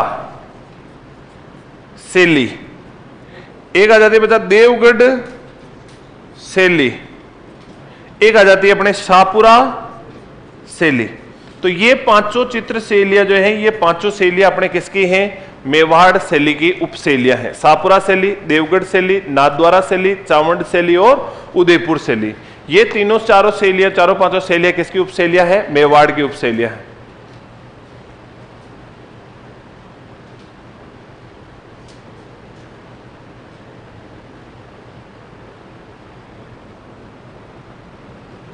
बच्चा उन पोमचों के नाम जो है ना रंग से ही पड़े हुए हैं, उसमें पीला पोमचा ही होता है और पीला ही पोमचा होता है, इसलिए उसे पीला रंग का होता है, इसीलिए पीला पोमचा कहते हैं। उसमें क्या कंफ्यूज होना है? गुलाबी रंग का होता है तो गुलाबी पोमचा कहते हैं। फिर देखो जोधपुर स्कूल, जोधपुर स्कूल में बिना जोधपुर के ये शैली हो सकती है क्या? मारवाड़ हो सकता है क्या? नहीं। तो मारवाड़ का मतलब ही क्या है? जोधपुर शैली। जोधपुर के बाद जहां जहां राठौड़ गए, जोधपुर में राठौड़ थे तो ये मारवाड़ की शैली, बीकानेर में राठौड़ थे तो मारवाड़ की शैली, नागौर में राठौड़ थे तो ये मारवाड़ की शैली है। इसके अलावा किशनगढ़ में राठौड़ थे तो ये मारवाड़ की शैली है। अजमेर में राठौड़ थे तो ये मारवाड़ की शैली। चौहान मत कर देना बाबू, बाद में राठौड़ों के अधिकार में आ गया था अजमेर। तो अजमेर शैली भी इसी में। बापड़ा जैसलमेर कोबचे में एक साइड में, इसने कहा मेरे को भी तुम्हारे साथ रख लो।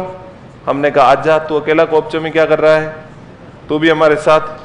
एक पाली के अंदर एक ठिकाना था गाणे राव, उसमें से भी सवाल आए हुए हैं। तो गाणे राव ये भी अपने मारवाड़ स्कूल के अंदर आ जाएगी। फिर आ जाती है अपने डुंडाड़। डुंडाड़ बिना आमेर जयपुर के डुंडाड़ हो ही नहीं सकता है, तो आमेर शैली। आमेर शैली के अलावा जयपुर शैली, जयपुर शैली के अलावा अलवर शैली, अलवर शैली के अलावा शेखावाटी शैली, इसके अलावा उनियारा शैली, और उनियारा अपने टोंक के अंदर, ये भी इसी के अंदर आता है। फिर हाड़ौती, बिना कोटा के कोई हाड़ौती है ही नहीं, तो कोटा शैली, बूंदी शैली और झालावाड़ शैली।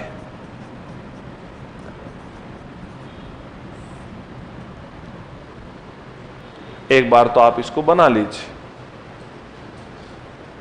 सीडी का मतलब सी यानी चितेरा, डी यानी दोरा। अभी तक तुम सीडी में ही बैठे हुए हो।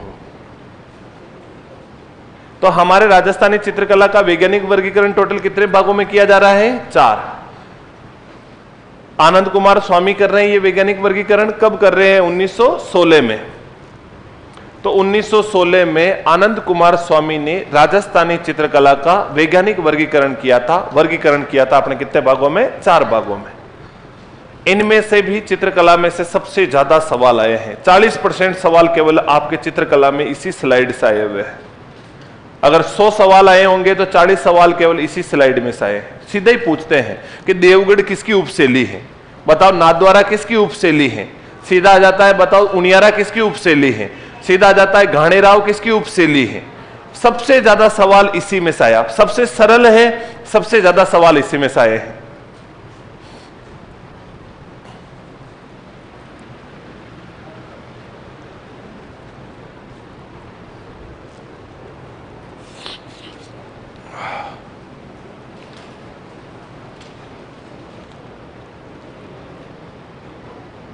अच्छा देखो अपने बाकी और कहीं किसी को कोई कंफ्यूजन नहीं होता है। कंफ्यूजन एक ही जगह इसमें होता है और एक ही जगह आता है। उसमें क्या आता है, ये बड़ा मामला, ये बहुत दुखदाई होता है। शेखावाटी और ये किशनगढ़ और अजमेर, ये दोनों बहुत कंफ्यूज करते हैं। क्यों कंफ्यूजन पैदा होता है इसमें, तो प्यारे साथियों किशनगढ़ और अजमेर, जिसमें अपन आगे एक टॉपिक पढ़ेंगे भाषा साहित्य, तब अपन बात करेंगे किशनगढ़ी और अजमेरी किसकी उपबोलियां हैं, तो वो ढूंढाड़ी की उपबोलियां हैं। ध्यान दीजिएगा, किशनगढ़ी और अजमेरी किसकी उपबोलियां हैं, तो ढूंढाड़ी की उपबोली है। शेखावाटी किसकी उपबोली है, तो मारवाड़ी की उपबोली है। बोली में ये शेखावाटी इसके नीचे और बोली के अंदर किशनगढ़ी और अजमेरी इसके नीचे। और अगर अपन चित्रकला की बात करेंगे तब ये किशनगढ़ और अजमेर मारवाड़ में आ जाएगी और अपने शेखावाटी ढूंढाड़ में आ जाएगी। अगर चित्रकला में तो ये ढूंढाड़ में आ रही है, लेकिन बोली में बात करते ही ये दोनों इधर आ जाती है और ये इधर आ जाती है, जगह परिवर्तन हो जाता है। समझ रहे हो ना। सबसे ज्यादा कंफ्यूजन इसीलिए होता है, इसलिए इसमें कंफ्यूजन पैदा होता है क्योंकि अपन वहां पर बहुत बार भूल जाते हैं। तो ध्यान दीजिएगा, मैं जोर इसीलिए दे रहा हूं आपके कि किशनगढ़ी और अजमेरी पूछेंगे तो बोली में तो कहां जाएगी, ढूंढाड़ी में। और अगर अपन बात करेंगे शेखावाटी, बोली किसकी उपबोली है, मारवाड़ी की, लेकिन चित्रकला में शेखावाटी किस में आ रही है, ढूंढाड़ में, और अजमेर में किशनगढ़ शैली किस में आ रही है, अपने मारवाड़ के अंदर। ये वाली बात समझ में आई क्या। ये वाली चार्ट तो थोड़ी सी समझ में आ गई। अब अपन इनमें से एक एक को पढ़ेंगे, लेकिन इससे पहले भी हमारे और बहुत सारी बातें हैं। जैसे राजस्थानी चित्रकला का पहला चित्रकार श्रृंगधर, श्रृंगधर ने कहां पर उल्लेख मिलता है। जैसे राजस्थानी चित्रकला का पहला चित्रित ग्रंथ, राजस्थानी चित्रकला के बारे में और भी जो बेसिक बातें हैं वो करेंगे। उसके बाद अपन इनमें से एक एक शैली के बारे में पढ़ेंगे। बहुत बहुत धन्यवाद। पढ़ते रहना, मस्त रहना, स्वस्थ रहना, सुरक्षित रहना, सतर्क रहना और देखते रहना। कहां देख रहे हैं, तो सब पीछे मुड़ गए।